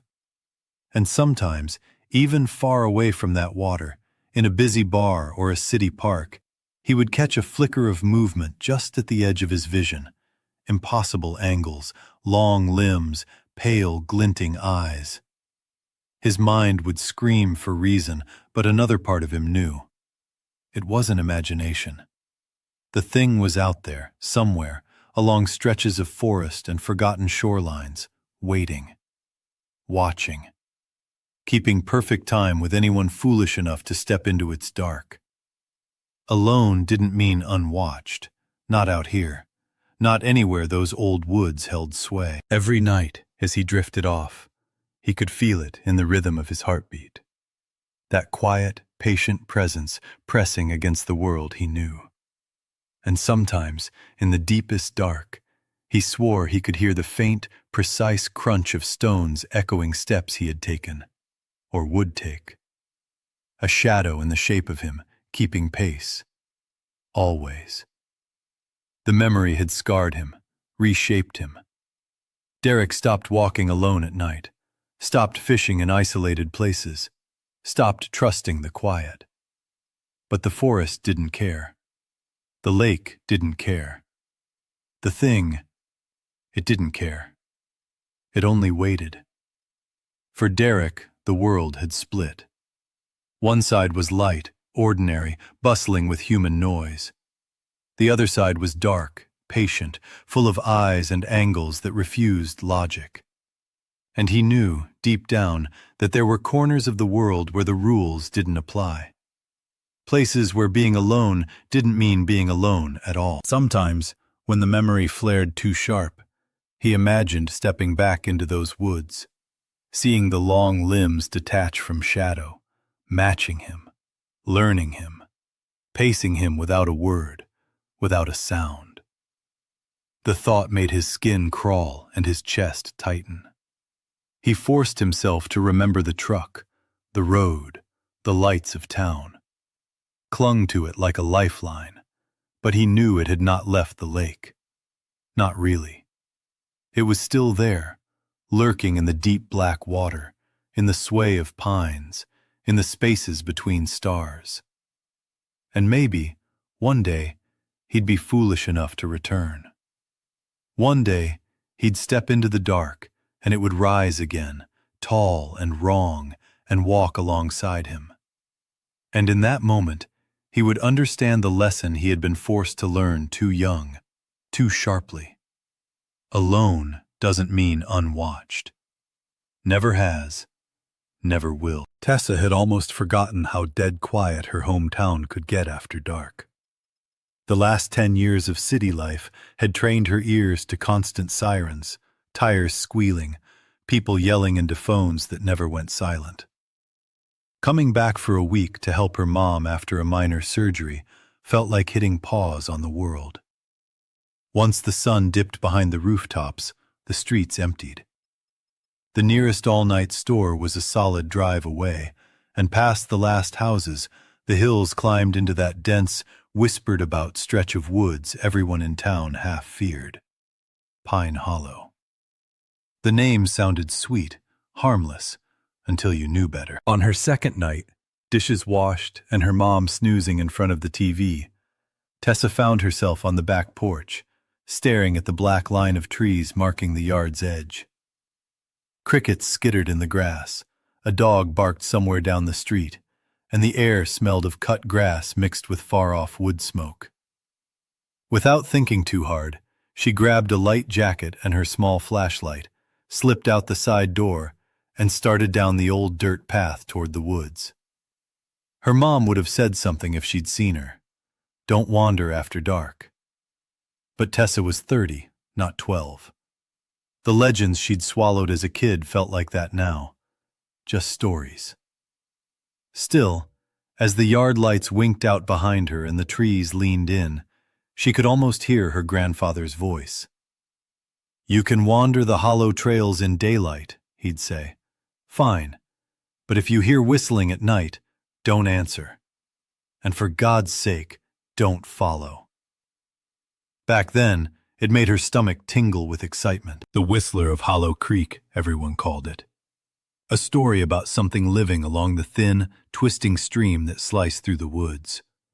It mimicked songs and tunes to lure you off the path. Sometimes it whistled your favorite song. Sometimes a lullaby your grandma hummed long ago. Step off the trail and you didn't come back the same, or at all. Kids whispered it at sleepovers. Teens made it scarier for bonfire dares. Adults shook their heads, blaming it on parents trying to keep kids from wandering too far. Tessa followed the route out of nostalgia more than curiosity. The narrow track left the last backyards behind, climbed a sagging wire fence, and turned proper beneath the dense canopy. The sky narrowed to a ragged strip of deep blue overhead. The air cooled, smelling of damp dirt and decomposing leaves. She walked until town sounds disappeared completely, replaced by insects buzzing and the distant whisper of water over stone. Hollow Creek. The trail hugged the stream, sometimes brushing the bank, sometimes climbing above it. Then she heard it. At first, a whisper. Faint, uncertain, almost like a bird overlapping another sound. 3 notes, rising and falling, tugging something in her chest. A flash of recognition she couldn't place. She tilted her head, frowning. The notes came again, slower, deliberate, each hanging just a beat too long. Her stomach dropped. That melody, her grandfather's tune, the one he whistled on this very trail to fill quiet moments. She was the only one who knew it. Before she realized, her boots crunched across gravel off the bridge. "Hello?" she called, swinging the flashlight into the trees. Shadows leapt and shrank as the beam cut narrow tunnels through the undergrowth. The whistling stopped. Only the creek and a startled cricket answered. She forced a laugh, tight and brittle. "Very funny," she muttered, shaking her head. "Some kid with a speaker, probably TikTok." She started back toward the trail. Then it came again, from her left. Same 4 notes, same rhythm, but halfway through, it morphed. Into a lullaby her mom had sung when she was sick. One that always ended unfinished, forcing her to hum the rest herself. Goosebumps shot down her arms. "Seriously, whoever you are, cut it out," she said, voice tight. Movement flickered at the edge of her vision, a darker smear in the shadows, gone when she swung the flashlight. Only trees and the pale gleam of the creek stared back. The logical thing would have been to turn, go home, blame birds or memory. But unease and stubborn curiosity pushed her forward. One step, then another, thinking she'd just check and prove it was a prank. The ground turned treacherous. Roots writhed beneath leaf litter, the creek's gurgle grew louder, water teasing stones below. Her flashlight danced across wet rocks, patches of moss, mushrooms ghostly pale. The whistling rose again. Grandfather's tune for 2 measures, her mother's lullaby for 3. Then something else, piercing, sustained notes weaving between trees like wire. "Okay, I get it," she muttered, breath ragged. The thought of someone close enough to hear her private childhood songs turned her stomach. Anger edged fear, and she pushed through saplings onto a muddy strip of creek bank. The water barely knee-deep, clear enough to see rounded stones. Her flashlight skimmed the surface, lighting eddies and ripples. Trees leaned over the opposite bank, reflections warped in the current. Slowly, deliberately, she spun the light. The bridge where she'd started, narrow wooden slats, sturdy in relief. Then the whistling hit her. Sudden, right behind her ear. She jerked, spinning, beam slicing empty air. Nothing. No splash, no cracking branch. But the notes lingered, echoing faintly over water. Her hand shook around the flashlight. "Granddad?" she breathed out before thinking. Ridiculous. Raw. Mid-note, the whistling froze. Silence thickened the air. Then, from deeper in the trees across the creek, a sound drifted. Her own voice, or something using it, humming the last bar of her mother's lullaby. off pitch, too slow, too deliberate. Knees trembling, she slid backward, boot heels slipping in mud. She wrenched herself upright, breathing shallow. This was wrong. The proximity of the sound, the swapping of private melodies. She'd already broken the rule. "All right," she rasped to the woods. "You made your point." She turned toward the trail, flashlight trained on the ground to avoid tripping. The creek's gurgle faded behind her, muted, distant. Branches clawed at her sleeves, panic coiled tight. Then, very softly, off to her right, the whistling began again. Unfamiliar this time, spiraling, looping phrases with no end. It hovered, orbiting her, never moving closer or farther. The sound wanted her to follow, not the landmarks. Her grandfather's words echoed, "Trust what you know, not what you hear." She forced herself to think. Creek on her right, uphill to the dirt trail.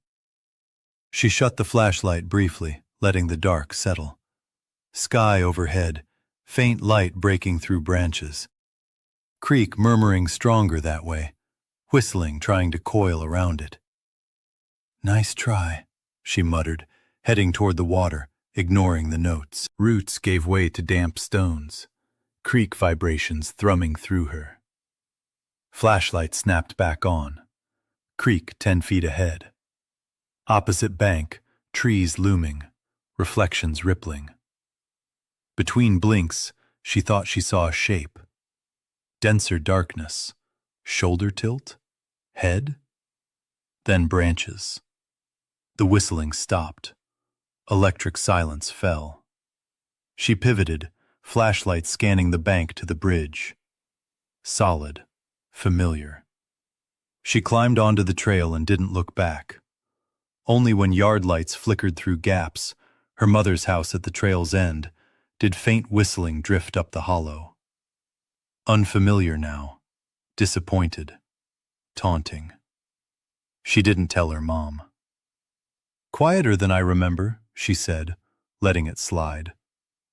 Alone in her old bedroom, she lay awake. Fridge humming, cars passing, dog barking and fading. Wind through the window whispered, sometimes almost a tune. She pulled the blanket tight. Rules exist for a reason. Next time, no step off the trail. The next day felt normal, almost cruelly ordinary. Tessa moved through the house like a ghost, quiet, careful, eyes darting at shadows that had no business being there. She helped her mom with breakfast, washed dishes, even ran errands, but the memory of the creek clung to her like a second skin. By afternoon, the sky had turned a dull gray, clouds crawling low over the hills, and the sun sinking fast. That evening, she couldn't stay put. The town felt small, too stifling, the air crawling with silence. After dinner, she found herself on the porch again, flashlight in hand. Her mom had dozed off mid-episode on TV, the house filled with the soft drone of a rerun laugh track. Tessa slipped out the side door, following the same dirt path back to Hollow Creek.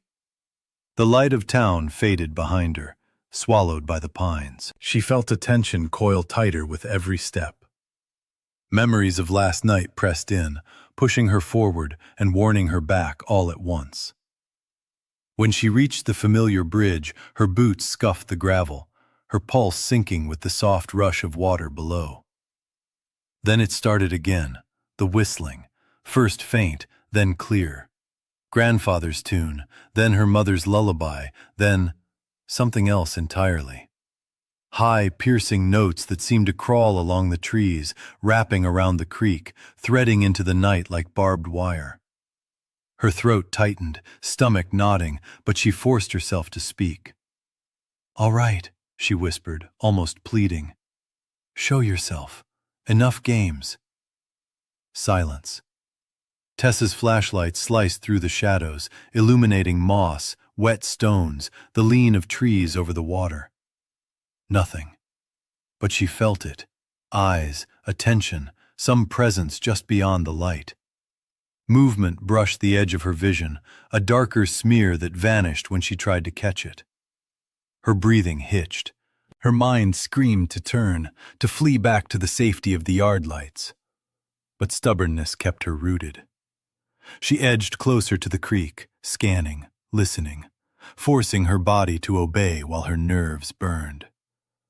The whistling returned, closer now, echoing off water, around trees, matching her steps with cruel precision. She stepped onto the bank, muddy, uneven. Her boots sank into soft earth, water gurgling at the edges. The beam from her flashlight bounced over small rapids, wet stones, the twisted roots of trees clutching at the soil like claws. She scanned the opposite bank, heart hammering. Shadows moved in impossible ways. Something that wasn't quite human, not quite animal. She froze. A breath. A pause. Another note, slow, deliberate, almost human in rhythm. Her knees threatened to buckle. She adjusted her footing, gripping the flashlight like a lifeline. The whistling switched tunes midstream. First Granddad, then her mother, then a melody she didn't recognize, twisting and stretching in the cold night air. Her skin prickled. Her chest ached with every heartbeat. "All right," she rasped, voice brittle, trying to reclaim control. "You've made your point." Step by step, she moved along the bank, flashlight sweeping for clues, watching water shimmer and branches sway.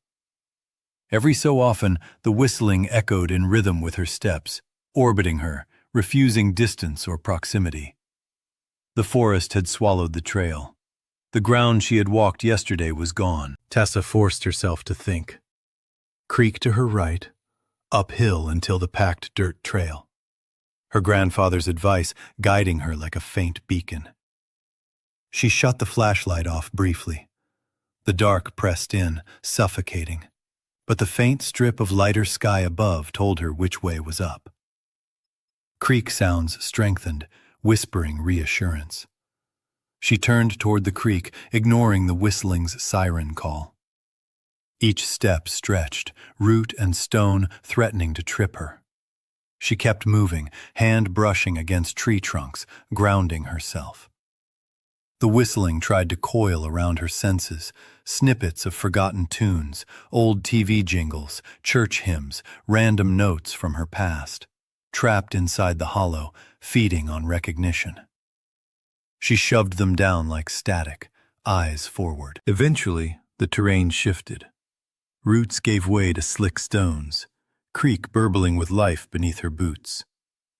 She snapped the flashlight on. 10 feet ahead, the creek spread out in a shallow, familiar pool. Across the water, trees loomed, reflections trembling. A shadow, a suggestion of shoulders, a tilt of a head, flickered in the periphery. Then gone. Only branches, only the air thick and waiting. The whistling stopped. Silence hit like a wall. Her own ragged breaths rang loud, sharp. Slowly, she swept the beam along the bank. There, the bridge, solid and reassuring. She climbed, feeling relief leak into her chest. Trail beneath her feet again. She did not look back. The first yard lights broke through the canopy, her mother's house waiting at the end of the familiar path. Only then did faint whistling drift from far up the hollow, teasing, impossible to place. Tessa shivered, realizing with a chill that it was not trying to be familiar this time. Inside, she kept the story to herself. When her mom asked how the walk was, she just said, "Quieter than I remember." That was enough. Alone in her childhood bedroom later, she lay awake, listening. Fridge hummed, cars passed in the distance, a dog barked once. Wind snuck through a small gap in the window frame, soft and breathy. And every so often, almost by accident, it sounded like the start of a melody she knew. Faint, teasing, impossible to trust. She pulled the blanket tight, tucking herself in. Rules existed for a reason. Next time, she promised herself, there would be no steps off the trail. No curiosity. No listening to the hollow. No whistler. But deep down, she knew the woods didn't care about promises. Cole had learned early that the real creepy stuff on the trail didn't kick off with screams or gore. It started with little things that didn't belong. He was 3 days into a solo thru-hike, grinding along a long trail that wound across 2 states, a thin ribbon of packed dirt and stone threading through forests, private lands, and old logging scars. By the time he hit mile 7, his shoulders were a dull, constant ache from the pack. His mind had shrunk down to survival math, water sources, miles left before dark, daylight fading fast. The guidebook promised a flat campsite up ahead. Fire ring, bare hang tree, easy ground. Perfect to rest before the trail pitched upward into jagged ridges. Afternoon light sliced through the pines, warm bands of gold streaking the dirt. The smell of resin hung heavy, mixed with the faint tang of far-off streams. He almost stepped past the turnoff. It was subtle, a narrow, faint track veering right, marked by a dented tin can and a weathered wooden stake with the hand-painted number 17. Map check confirmed it. This was the spot. Off-trail enough to keep the crowds away. Cole's boots crunched through leaves as he followed the spur, mind on his usual routine. Dump the pack, pitch the tent, filter water, cook something salty. The clearing had 2 sites. One was obvious. Circle of blackened rocks, 2 logs pulled up as rough seating, a metal tag nailed to a tree bearing the Trail Association's mark. The other site sat 20 yards away, mirroring the first. At first glance, it seemed lived in. Dome tent with rainfly, zippers closed. Foam sleeping pad half rolled beside it. Small screw-on fuel stove, blackened pot resting on a flat rock. A pair of running shoes and camp sandals neatly lined by the tent flap. Water filter bag hung from a low branch, half full. Food bag stashed in a bear hang, high between 2 trunks. No one was there. "Hey!" Cole called, hand raised out of habit. Nothing. He waited. Trees did their evening shuffle, birds winding down, insects tuning up. But the camp stayed frozen, a snapshot in time. He set his pack down in the main site, careful not to intrude. Rational explanations ran through his head. Maybe they'd dug a cat hole, maybe grabbed water, maybe social, maybe not. Trail etiquette was simple, respect unless invited. 40 minutes slipped by. Half his tent was pitched, a makeshift clothesline strung, cat hole dug. Still, silence. No footsteps, no tent zip, no curse muttered over a stubborn stove. The low hum of unease escalated. He edged closer to the empty site, stopping just short. "Hey, you okay? Don't want to crowd you," he called, louder. Still nothing. Tent fabric didn't flutter. Hardly any wind to speak of. Through the faint curves of the nylon, he could make out the shape of a sleeping bag and a small stuff sack for a pillow. Everything was frozen, staged. Shoes by the door were dry, laces loosened, tongues pulled forward. Camp sandals side by side, toes pointing at the tent. The neatness triggered a spike of instinctive alarm. He cleared his throat, forcing himself to circle wide, avoiding the zipper, scanning the ground. No tracks leaving the site, just the scuffed impressions of prior movement. No snapped branches, no blood, no struggle. Maybe they wandered back to the main trail, he reasoned, though he would have heard it. Back at his own site, he pulled out the guidebook, looking for other spurs or water. Nothing. The clearing and trail stretched unremarkable for miles. As sunset dimmed the forest to streaks of orange and gray, the silent tent transformed from neighborly to unsettling. Full dark fell. Cole sat on a log by the unlit fire ring, headlamp off, letting his eyes adjust. Stars peeked between branches, temperature dropped enough to see his breath. Crickets and frogs orchestrated the night. He considered pushing on, but the next flat stretch was distant.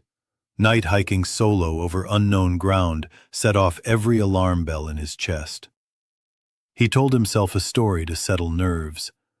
Maybe the other hiker left first thing this morning, off to town for the night, leaving camp behind. Not strictly allowed, but not unusual. He repeated the story until it almost felt real. Halfway into his sleeping bag, zipper tugged against the creeping chill. He heard it. Footsteps. First faint, maybe wind against leaves, but then distinct. Crunch, pause, crunch, moving along the spur toward the clearing. Human rhythm, deliberate. Relief washed over him, shallow and loaded. He unzipped his tent, peered out. Empty clearing. The footsteps continued, now audibly at the edge of the open space. The other tent remained still, pale mound in the dark. Shoes hadn't moved. Hanging food bags swayed slightly, but no figure appeared. Footsteps circled again, a slow loop bridging both sites. Each pass traced between the tents, leaf crunch only a few yards away. "Hello?" His voice cracked despite the attempt at calm. "You okay?" Footsteps froze. Silence pressed against his eardrums. Even the insects paused, tuning down. "Sorry," he added, voice low. "Didn't mean to startle you. Didn't see you come in." Nothing. Night sat thick, patient, waiting. He zipped the tent closed, locking it at the bottom. Symbolic, useless against a determined presence, but it offered a sliver of comfort. Heart hammering, he tried convincing himself. Animal. Maybe deer. Footsteps resumed, now unmistakable. Passing within feet of the tent, the weight compressing the soil beneath his thin pad. Circling once, twice, steady rhythm unbroken. On the third pass, toward the other site, a faint scrape traced the tent wall, fingers or claws along taut nylon. Paused at his shoulder, over the rise and fall of his chest. The sick certainty hit. Something leaned over him, listening. Then the sound withdrew, footsteps crunching toward the empty tent. Cole lay rigid as night stretched in tortuous inches, every sense keyed. The noises didn't stop. Circling, tapping, faint metallic clinks as something brushed against his trekking poles. Each time he convinced himself it was done, it returned. Exhaustion dragged him down into a fractured, shallow sleep, thin as mist. Morning bled pale through the tent. Birds warbled, distant, ordinary. For a blink, Cole thought it had all been a bad dream. Then he noticed the faint streaks along the tent wall. 4 parallel lines where his body had lain, as if claws or fingertips had scraped along the fabric, just enough to leave a mark in dirt and dew. Heart tight, he unzipped the flap and stepped out. The empty campsite had changed. The careful order was gone. Shoes tossed awkwardly, one on its side. Camp sandals vanished. The stove knocked over, pot upended. The bear hang rope dangled loose, food bag torn open, contents spilled but untouched. Footprints crossed the ground between the two sites, overlapping, chaotic. Some looked like running shoes, some bare feet, some something else. Elongated impressions, no heel, no toe, strange shapes. Hands moving on autopilot, he packed up, zipped the trash tight, tightened the pack. Standing in the clearing, he forced himself to think. Walking away without a word felt wrong. Leaving someone else's abandoned camp to fade into rumor felt worse. He snapped a few photos, tent, scattered gear, prints, then one last sweep. His own camp secure, he stepped onto the spur trail, heart hammering with every step away from open ground. Several miles later, he hit a trailhead with a map and register. A ranger truck sat idle. A woman leaned against it, coffee in hand. He rattled off the story. She didn't flinch at first, just let him talk, expression darkening with every word. 17-mile mark? She asked. He nodded. A tired sigh escaped. You did right leaving it as you found it. We'll check it out. You sticking around? No, he said. Couldn't stomach another mile back into the unknown. She didn't argue. As he turned, she called out, If anyone asks, give them the same story. No extras. People embellish? He asked, voice thin humor. She gazed down the tree line. Alone out there? People see weird stuff. Facts are scary enough without anyone helping. Months later, checking the Trail Association site, he found a terse update. Campsite Mile 17, temporarily closed for maintenance. Nothing about the abandoned gear. Nothing about missing hikers. He never discovered who had owned the tent. Even back in his city apartment, far from woods, Cole would sometimes lie awake, eyes closed, and hear it again. The deliberate circle of footsteps, soft scraping along thin fabric, tracing his shape. And he pictured another hiker, weeks or months later, stumbling into that same clearing at dusk. Flat ground, fire ring, perfect for a night's rest. And that creeping, prickly awareness. The place was never as empty as the map promised. Riley always leaned toward back roads. Highways felt like glass tubes of numb, endless speed. Back roads twisted, dived, dipped into real pockets of life. Places where people actually breathed, ate, and cursed. Growing up in rural counties, she'd learned those roads young. Headlights slicing the dark on midnight runs home from any job she could grab. She knew which curves hid frost first, which stretches wore fog like a blanket, which lanes got sketchy during hunting season. That night, habit drove her down the fire road. She'd stayed late at the diner, covering a shift for someone whose babysitter bailed. By the time she locked the door and finished wiping down the last sticky table, it was past 11. The highway would have been faster, but the fire road shaved 15 minutes off the trip. Rough in patches, mostly logging trucks and forestry rigs, but she knew it like the back of her hand. Every pothole, every washout. The turnoff appeared as a thin slice of gap in the trees, marked by a faded metal post. Riley flicked her blinker out of routine, even alone, and eased onto the narrower lane. The world contracted. No lights, no guardrails, just twin beams cutting through dark pines, a tunnel of shadow. She killed the radio to a low hum, eyes following the road's rise and fall. Night outside felt heavy, glass black, swallowing everything but the stubborn points of stars.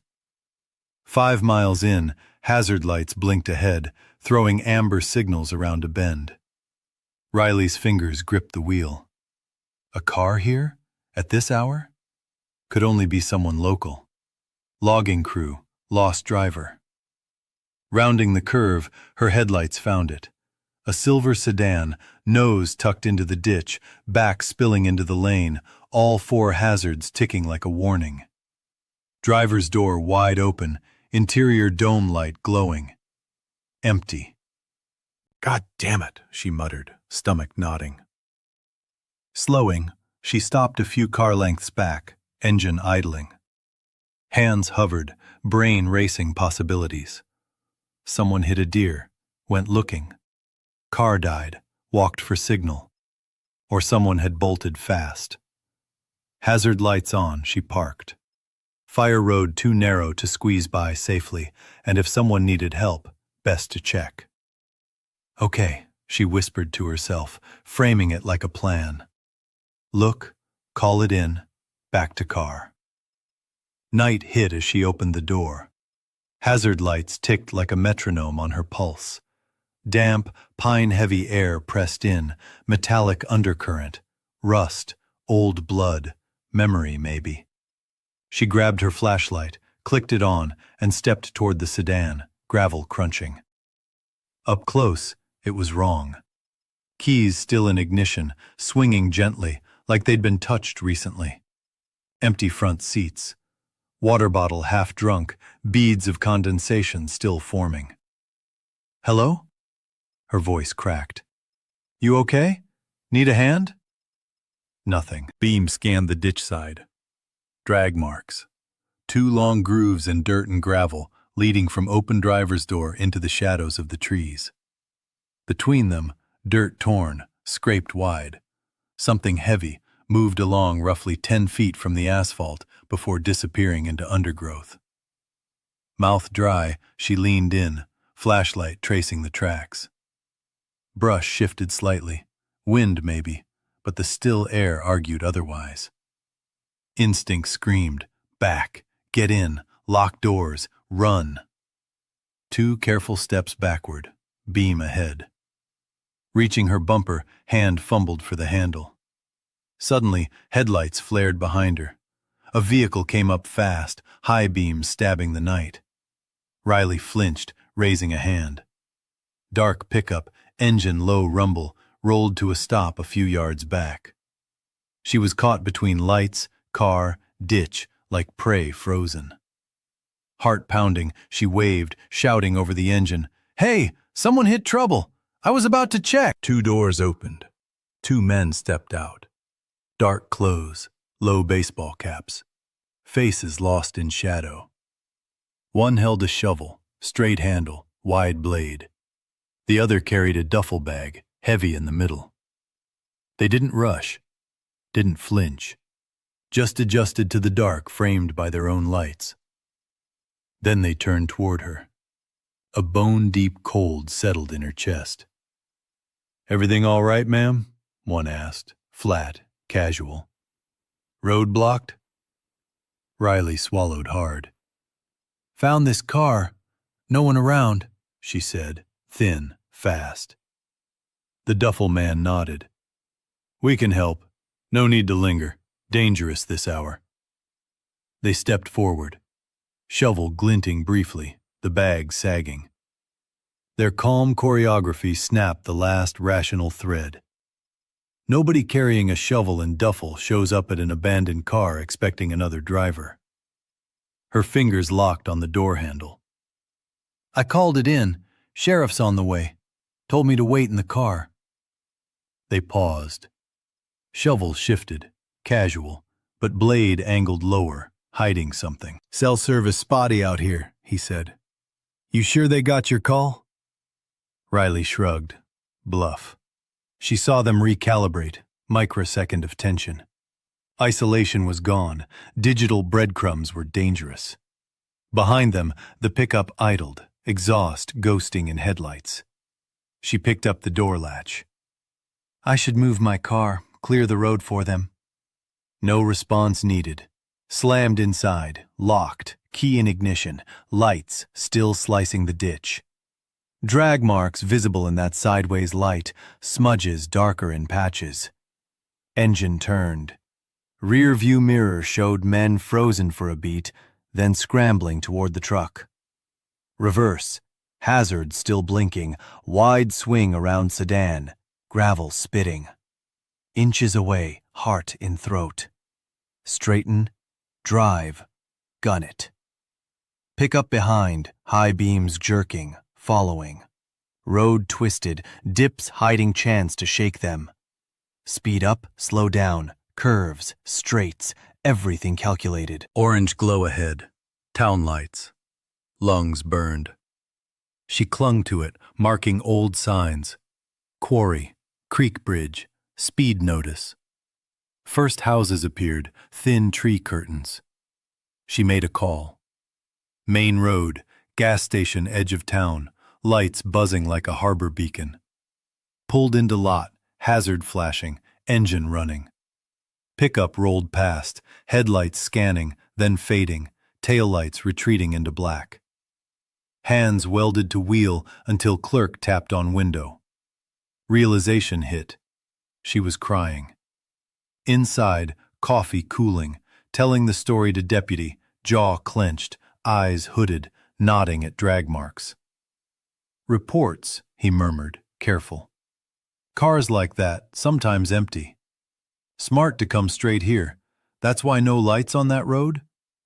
She laughed, hysteria edged in. He shook his head. Budget, jurisdiction lines. We tell folks, unofficially, stick to highway after dark. Fewer blind spots. On the escorted drive home, highway lights streaked by. She thought of the fire road, of trusting it too much, of the trap she barely escaped. She never took it again. Some nights, sirens wailing toward forest hills, she pictured that silver sedan, hazards blinking, open door, trees swallowing everything. Wondered how many never got a story out. Aurora's hands shook on the wheel, eyes glued to the ribbon of blacktop ahead. The highway lights grew sharper, each one a pinprick of safety after the raw black of the fire road. She couldn't stop thinking about the drag marks, that half-visible smear of something dark in the gravel. Her stomach churned like she'd swallowed gravel herself. The pickup had melted behind her into the night, but she knew they weren't far off. That road twisted, dropped, rose, no clean stretches to lose someone without risking a spin into the ditch. Her mind replayed it over and over, shovel glinting, duffel bag sagging, calm and deliberate. Not startled, not human in the way any person would be if they'd just stumbled on a car abandoned on a back road. She kept her speed on the edge of reckless, braking hard around curves, gunning it on the straightaways. The truck stayed a constant shadow behind her, never pressing too close, never falling behind. Every mile, every twist was a calculation. Crash and they'd be first to reach her. Stop and the shovel, the bag, whatever was in it, would come alive in their hands. The orange glow ahead grew, town lights spilling across the horizon, a promise of asphalt and street lamps. Her chest burned like she'd sprinted. She clung to that glow, counting landmarks. The faded quarry sign, the creek bridge, the leaning speed limit post. Each marker a lifeline back to normalcy. Instead of turning onto the smaller street to cut straight home, she aimed for the 24-hour gas station at the town's edge. Fluorescent light buzzed against the night, an oasis. Other cars at the pumps, a clerk behind the glass, mundane life untouched by the fire road horror.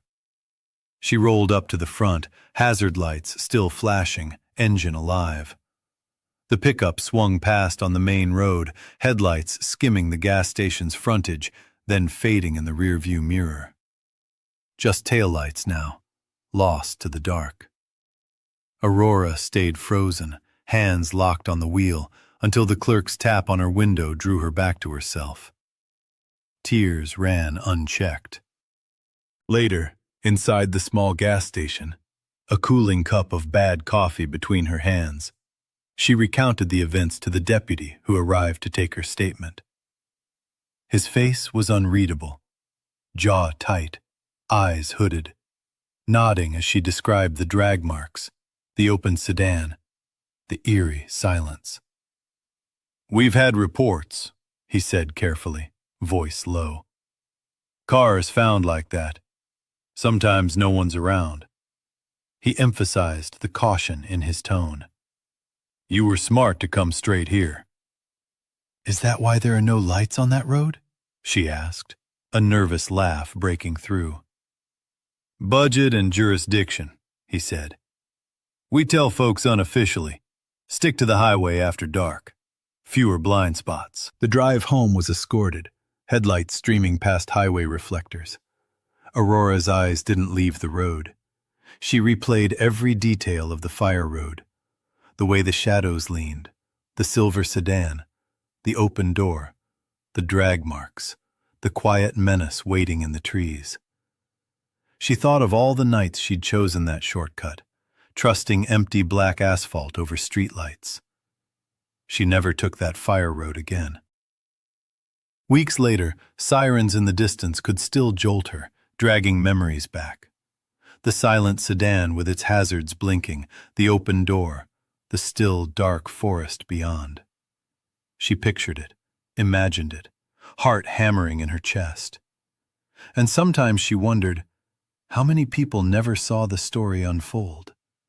How many never got to tell it at all? Even months after, Aurora would pass the stretch, heart racing at the memory of that night. She imagined other travelers arriving at the same fire road, seeing the silver sedan with its blinking hazards.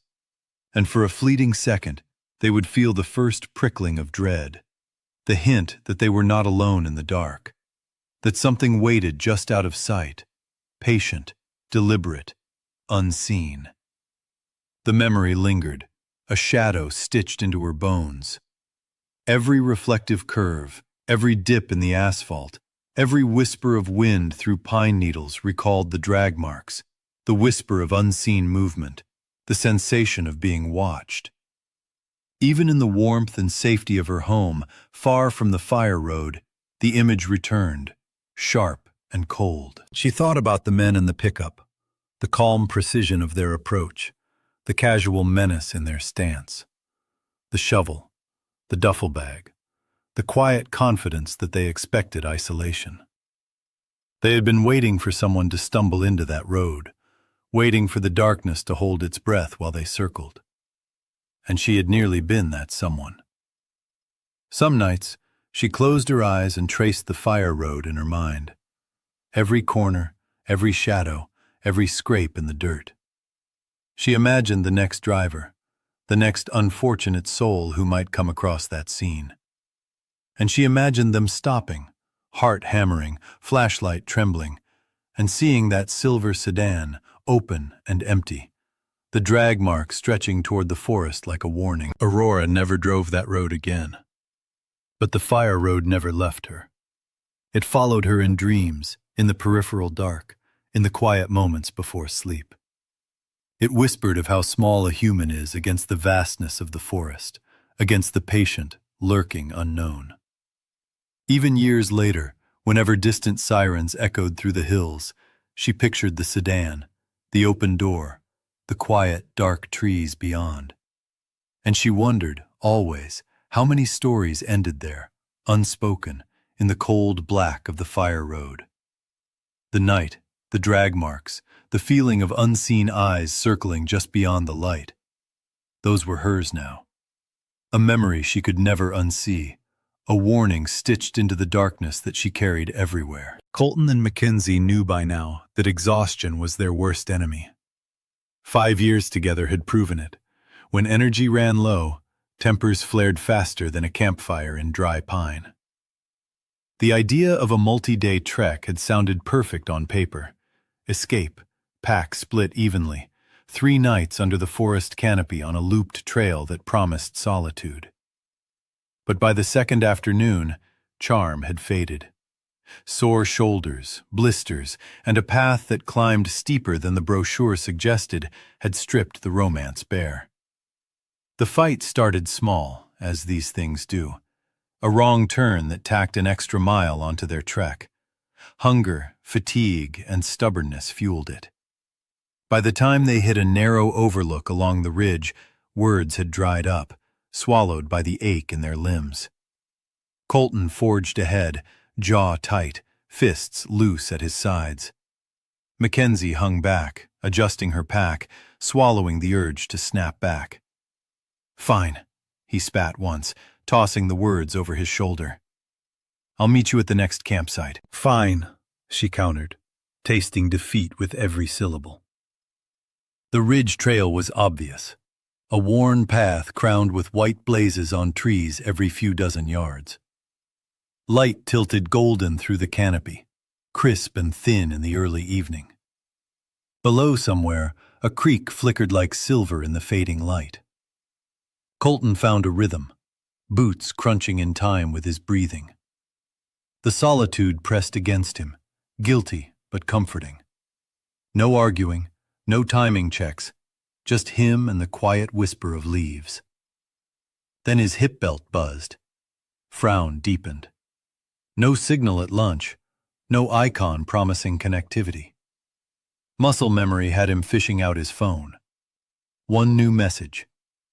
Come off the trail. I found something. Time-stamped less than a minute ago. His pace halted. A momentary rational guess. Maybe Mackenzie had found a hidden viewpoint, a patch of mossy beauty. But something in the blunt phrasing made a cold knot tighten under his ribs. No emojis, no laugh, no playful tease, just flat, urgent instruction. He thumbed a reply. What did you find? No bubbles, no delivery marks, signal stubbornly dead. He scanned the ridge. Steep drop on either side. Faint game paths crisscrossed slopes, but no official spur. Off to the right, a break in the trees revealed ferns, a shadowy gap beyond. His phone buzzed again. Hurry up. It's just a little ways in. Mouth dry. Rational thought told him texts wouldn't pass in dead zones. They queued until reception returned. Yet these had arrived now, out here, where nothing should have. Emotional logic whispered that maybe she'd found something worth it. A hidden waterfall, old foundations, something that could dull the edge of the fight. Mac, he called, voice strained. Where are you? The forest swallowed the sound, echoing faintly, returning no reply, no rustle of underbrush. 2 steps toward the gap, moss and thin roots. A hesitation, boot poised over soft earth. Behind him, crunching leaves. He spun. Empty trail.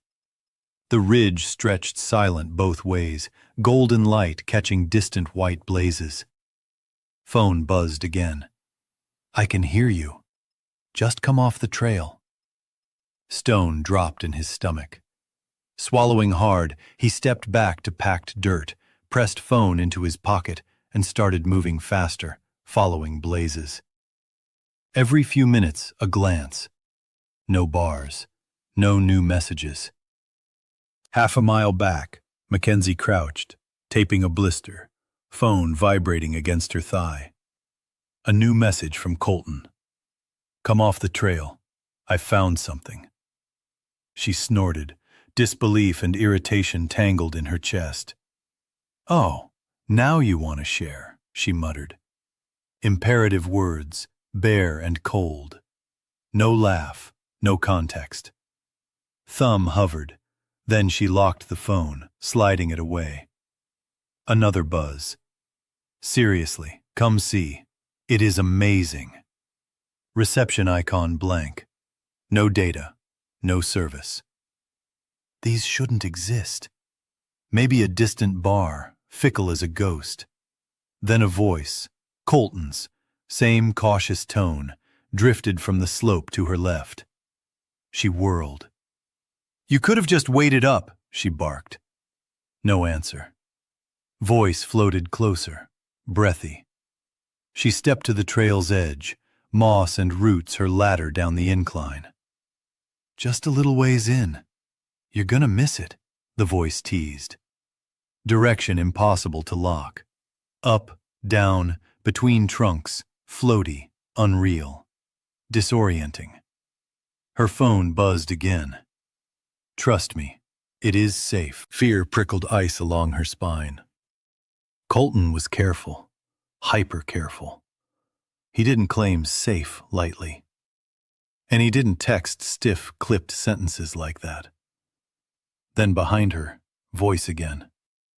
She spun. Empty trail, heart hammering. Step back.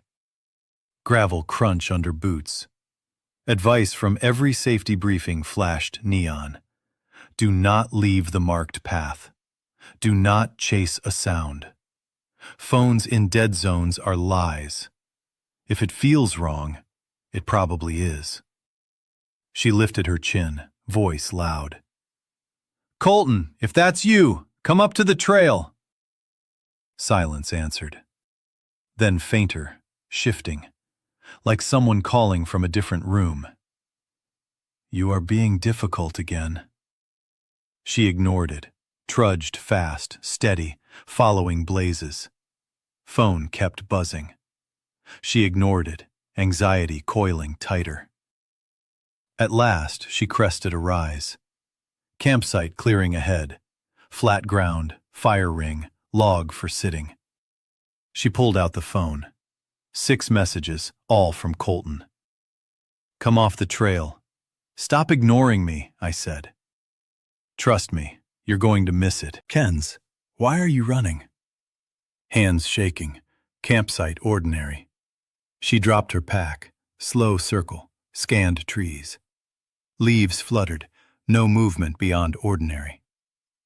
Minutes later, boots approached, pole up like a weapon. Figure emerged, real, solid. Colton. Sweat-darkened shirt, heaving chest. Whoa, hey, it's me. How long have you been on the ridge? She demanded, breath sharp. I don't know, an hour. Walked straight here, trying to get a signal. He pulled his cracked, dying phone. Outgoing texts. Nothing. She held up hers. Color drained from his face. I did not send those. The forest pressed close. Evening sounds rose, cueing the normalcy that had been stolen. Mackenzie whispered, Something was trying to get me to leave the trail. Something was trying to get me, too, he admitted, recounting the phantom messages, the empty footprints, the woods leaning closer near the gap. They didn't argue. Pitching the tent as near the clearing center as possible, they hung food, filtered water, went through camp rituals quietly. Phones off, batteries removed. Beyond the fire ring, branches snapped deliberately. Footsteps circled once, just beyond sight. A bright, cheerful chime sounded from Mackenzie's phone pocket. Never hers, never this model. They froze. No one checked. Silence fell heavy. The night pressed close, thick and damp, carrying the scent of pine and something older, something metallic just beneath. Mackenzie and Colton stayed low, voices barely a whisper, ears straining for the forest's unnatural rhythm. The fire crackled, spilling light over the clearing, but beyond its halo, shadows moved in ways the mind refused to fully track. Every snap of a twig, every scrape against bark, felt deliberate. Neither of them spoke much. They went through camp like automatons, hanging their food high, checking knots, filtering water, careful to let no careless motion give the woods a reason to notice them. The silence between them was uneasy, tense, threaded with the memory of the gap in the trees, the phantom voices, the impossible texts. Colton finally broke it, voice low. I've never had anything like that happen, he said, eyes fixed on the dark beyond the firelight. It felt aware, like it was waiting. Mackenzie nodded, swallowing a lump in her throat. Yeah, like the trail itself was watching, waiting for the wrong step. She tightened the straps on her pack, though they weren't moving. Every motion was careful, deliberate, almost defensive. Hours passed. The fire burned lower, shadows crawling outward. Somewhere beyond the clearing, a branch snapped, slow, deliberate. Then another. Footsteps circled once, just beyond what they could see. Not fast, not running. Methodical, measured. Their eyes tracked each flicker of movement, but the darkness always swallowed it before they could confirm. Mackenzie's phone chimed. A bright, cheerful tone, out of place, coming from the pocket of her pack. They froze. The sound didn't belong to any device she owned, but it rang insistently, full of life where there should be none. Both hands clenched around the tent poles, ready to react, but neither dared check. "This is not right," she whispered, voice trembling. Colton nodded, jaw tight, watching the forest like it could strike at any second. The usual night sounds, the rustle of leaves, distant calls of wildlife, had dimmed. The air itself seemed held in suspension. Somewhere beyond the firelight, the brush shifted, weight pressing against invisible resistance. They didn't move, didn't speak. Minutes stretched, the suspense tangible, coiling tight in their stomachs. Every instinct screamed caution. The forest had already proven itself capable of bending reality, of bending expectation.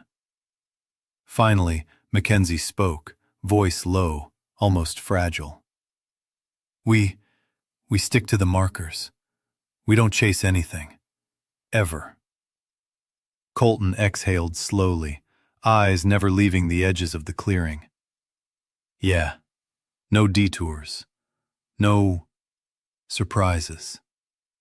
His words hung in the damp air, a fragile shield against the unseen. The fire dwindled further, throwing long fingers of light into the surrounding blackness. Somewhere, just beyond the visible perimeter, a faint movement.